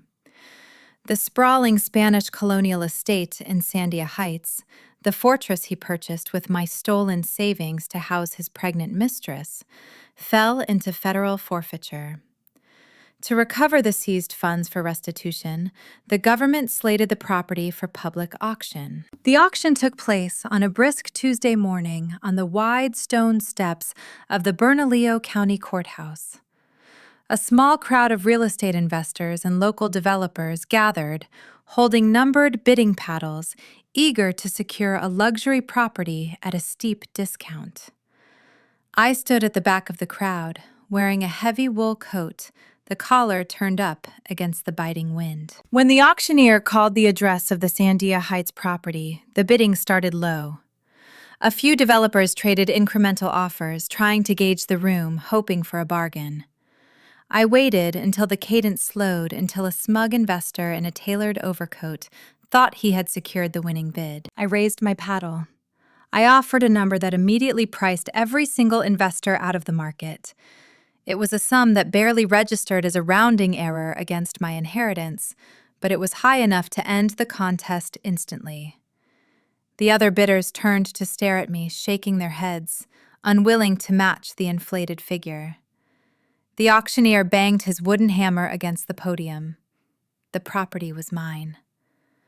I had bought back the very ground Nathan tried to steal. I did not buy the house to flip it for a profit. I did not buy it to rent it out to new tenants. I drove to Sandia Heights 2 weeks later, parking my sedan on the pristine suburban street beneath the exact same cottonwood tree where I had confronted Nathan months ago. The neighborhood was quiet, the manicured lawns untouched by the coming winter frost. It was an idyllic setting, masking the dark, deceitful history of the structure sitting in the center of the cul-de-sac. A low, rumbling vibration shook the pavement, rattling the windows of my car. A flatbed truck turned the corner, hauling a towering yellow industrial excavator. A specialized demolition crew followed in heavy work trucks, parking along the curb in a coordinated line. The foreman approached me holding a metal clipboard. He wore a hard hat and a thick canvas jacket. "You are the new owner?" he asked, looking past me at the beautiful, flawless stucco home. "You are sure about this, Ms. Ellis? The structure is in pristine condition." I signed the authorization form on his clipboard, my handwriting smooth and decisive, pressing the pen firmly against the paper. "Tear it down to the foundation," I instructed, my voice unwavering. I stood on the sidewalk and watched the heavy machinery crawl up the cobblestone driveway. The steel bucket of the excavator rose high into the air, gleaming under the morning sun. It swung forward, crashing through the terracotta roof tiles and tearing into the master bedroom. The sound of splintering wood, shattering glass, and collapsing drywall echoed through the affluent neighborhood. Neighbors stepped out onto their porches, watching in stunned, breathless silence as the monument to my ex-husband's fragile ego was systematically dismantled. Dust billowed into the crisp air, coating the manicured xeriscape in a thick layer of gray powder. The walls that were supposed to house a counterfeit family crumbled into useless rubble. The expensive fixtures, the custom windows, the vaulted ceilings, everything he thought he had secured, collapsed into a tangled heap of debris. I did not feel angry watching it fall. I did not feel vindictive. I felt a profound, cleansing sense of closure. The physical manifestation of his betrayal was being erased from the earth. By noon, the sprawling estate was nothing more than a flat expanse of dirt and broken concrete. The slate was wiped clean. I did not keep the empty lot. The next morning, I walked into my federal office and drafted a specialized property transfer. I donated the cleared land directly to the Native American Cultural Trust, a nonprofit organization dedicated to preserving indigenous spaces within urban environments. The trust planned to use the acreage to build a community heritage garden, cultivating native desert flora and providing a sanctuary for local artisans to showcase their craft. I took the very ground Nathan had poisoned with deceit and transformed it into a permanent, protected legacy. He had tried to mock my dedication to cultural preservation, claiming I prioritized heritage over our marriage. In the end, that heritage outlasted his greed. The land would serve the people of New Mexico, honoring the ancestors of this state long after Nathan faded into a forgotten federal prison cell. Winter arrived in the Rio Grande Valley shortly after the donation was finalized, bringing a sharp, clarifying frost that blanketed the dormant agricultural fields. The sprawling estate my grandfather built stood as strong and unyielding as ever, untouched by the chaos of the city. I spent my weekends here, walking the vast perimeter, breathing in the scent of damp earth and burning piñon wood from the neighboring ranches. On a quiet Sunday morning, I stepped out onto the wraparound wooden porch. The air was biting, stinging my cheeks, but I welcomed the bracing cold. I wore a thick knit sweater, my hands wrapped tightly around a heavy ceramic mug. The warm steam rising from the dark roasted coffee curled into the freezing air, swirling gracefully before dissolving into the wind. I walked over to the edge of the balustrade, resting my elbows against the worn wood right next to the spot where the clay pot had shattered months ago. My right hand cradled the mug, the antique turquoise ring catching the soft early light. The heavy silver band felt like a physical tether to my grandfather, a constant reminder of the resilience required to protect what truly belongs to you. The sun crested the eastern peaks of the Sangre de Cristo Mountains, spilling a brilliant liquid gold across the valley floor. The light chased away the deep purple shadows, illuminating the vast, untamed beauty of the high desert. The river sparkled in the distance, cutting a steady path through the frost-covered earth. I took a slow sip of my coffee, savoring the bitter, rich taste. I had walked through a nightmare of forged signatures, drained savings, and calculated psychological warfare. I had faced the darkest corners of a betrayal, orchestrated by the person I trusted most in the world. But instead of letting it break me, I had weaponized the deceit. I turned their own greed into the mechanism of their downfall, refusing to be a casualty in a game I never agreed to play. I watched the New Mexico sunrise paint the sky in vibrant shades of pink and orange, wrapped in the profound, unshakable silence of the valley. The shadows of the past were gone, burned away by the dawn. For the first time in years, I was unburdened. I was untouchable. I was finally, truly free. When I look back at the ashes of my marriage and the cold, sterile courtroom where my former life was finally laid to rest, I do not just see the destruction of a husband and a sister-in-law. I see the tragic, inevitable culmination of a profoundly broken foundation. How does a man learn to look at his wife of 6 years and see nothing but a bank account with a pulse? How does a sister learn to use her professional legal authority to erase another woman's existence just to cover a gambling debt? The answer does not begin in a lawyer's office, nor does it start on the wraparound porch of a high-altitude desert estate. It begins decades earlier, in the quiet, formative corners of childhood. In modern American culture, we place a massive, almost blinding premium on success, comfort, and the outward appearance of the perfect life. We tell our children to reach for the stars to secure their futures and to build their own sprawling castles. In a society that often equates a pristine suburban driveway and a brand new chrome-rimmed truck with having made it, we easily lose sight of the internal rot that can fester behind closed mahogany doors.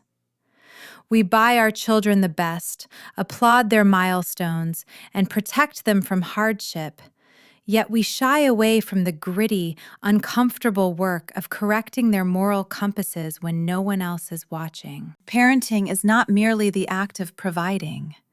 It is the rigorous, daily labor of shaping a soul. When we fail to instill honesty and fairness as the absolute bedrock of our traditional family structures, we raise children who believe that their desires eclipse the humanity of those around them. We raise emotional predators. Nathan and Audrey operated under a twisted, toxic version of family responsibility, a belief that shared blood entitles you to cover up each other's sins. Audrey stamped a fraudulent divorce decree to save herself, and Nathan drained an innocent woman's life savings to pay off his sister's offshore bookie and fund his pregnant mistress. They believed they were protecting each other. But true family responsibility is never about enabling destructive behavior to shield a relative from the consequences of their own actions. It is about brutal, unwavering accountability. It is teaching a child that fairness means earning what you hold in your hands, and that taking what isn't yours, whether it is $84,000 or someone else's trust, is a debt the universe will eventually collect. If we do not teach our children emotional awareness, if we do not show them that other people's feelings, legacies, and lives are sacred, they grow up to be adults who can kiss their spouse in the morning and forge their signature by noon. Raising children with emotional awareness within a traditional structure means breaking the cycle of silent entitlement. It means having the hard, ugly conversations at the dinner table. It means demonstrating that failure, when owned, is far more honorable than a stolen victory. My grandfather knew this. He built a legacy in the Rio Grande Valley, not just with adobe and timber, but with an unyielding code of integrity. He understood that a fortune is entirely worthless if the hands holding it are corrupt. These are the narratives that define us.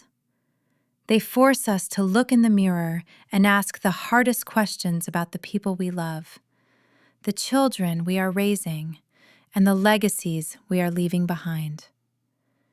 If you find yourself searching for the deeper meaning in the chaos of human relationships, I encourage you to follow Melissa Told Stories. It is a space where we unravel the tangled threads of trust, betrayal, and the profound resilience of the human spirit. Join our community, because understanding the dark corners of others' lives often shines the brightest light on our own. We are universally conditioned to believe that unconditional protection is the ultimate parenting ideal, that family is our safest harbor, that blood guarantees loyalty, and that shielding our children from the world's harshness is the highest expression of love. I fundamentally disagree. Providing for a child without demanding their integrity is just financing their future corruption. The most profound act of love a parent can commit is not to shield their child from the consequences of the world, but to step back and let the world break them when they stray from the truth. Loyalty to a lie is nothing but complicity. The ultimate family loyalty is to the truth, even if it means watching the people you raised or the person you married face the absolute destruction of the false lives they built. As you look across your own dinner table tonight at the spouse you trust or the children whose minds you are shaping, ask yourself a terrifying question. Are you building a sanctuary of shared truth, or are you just quietly funding the next betrayal? Some bridges are not meant to be crossed. They are meant to be burned, so we can finally see who remains standing in the ashes.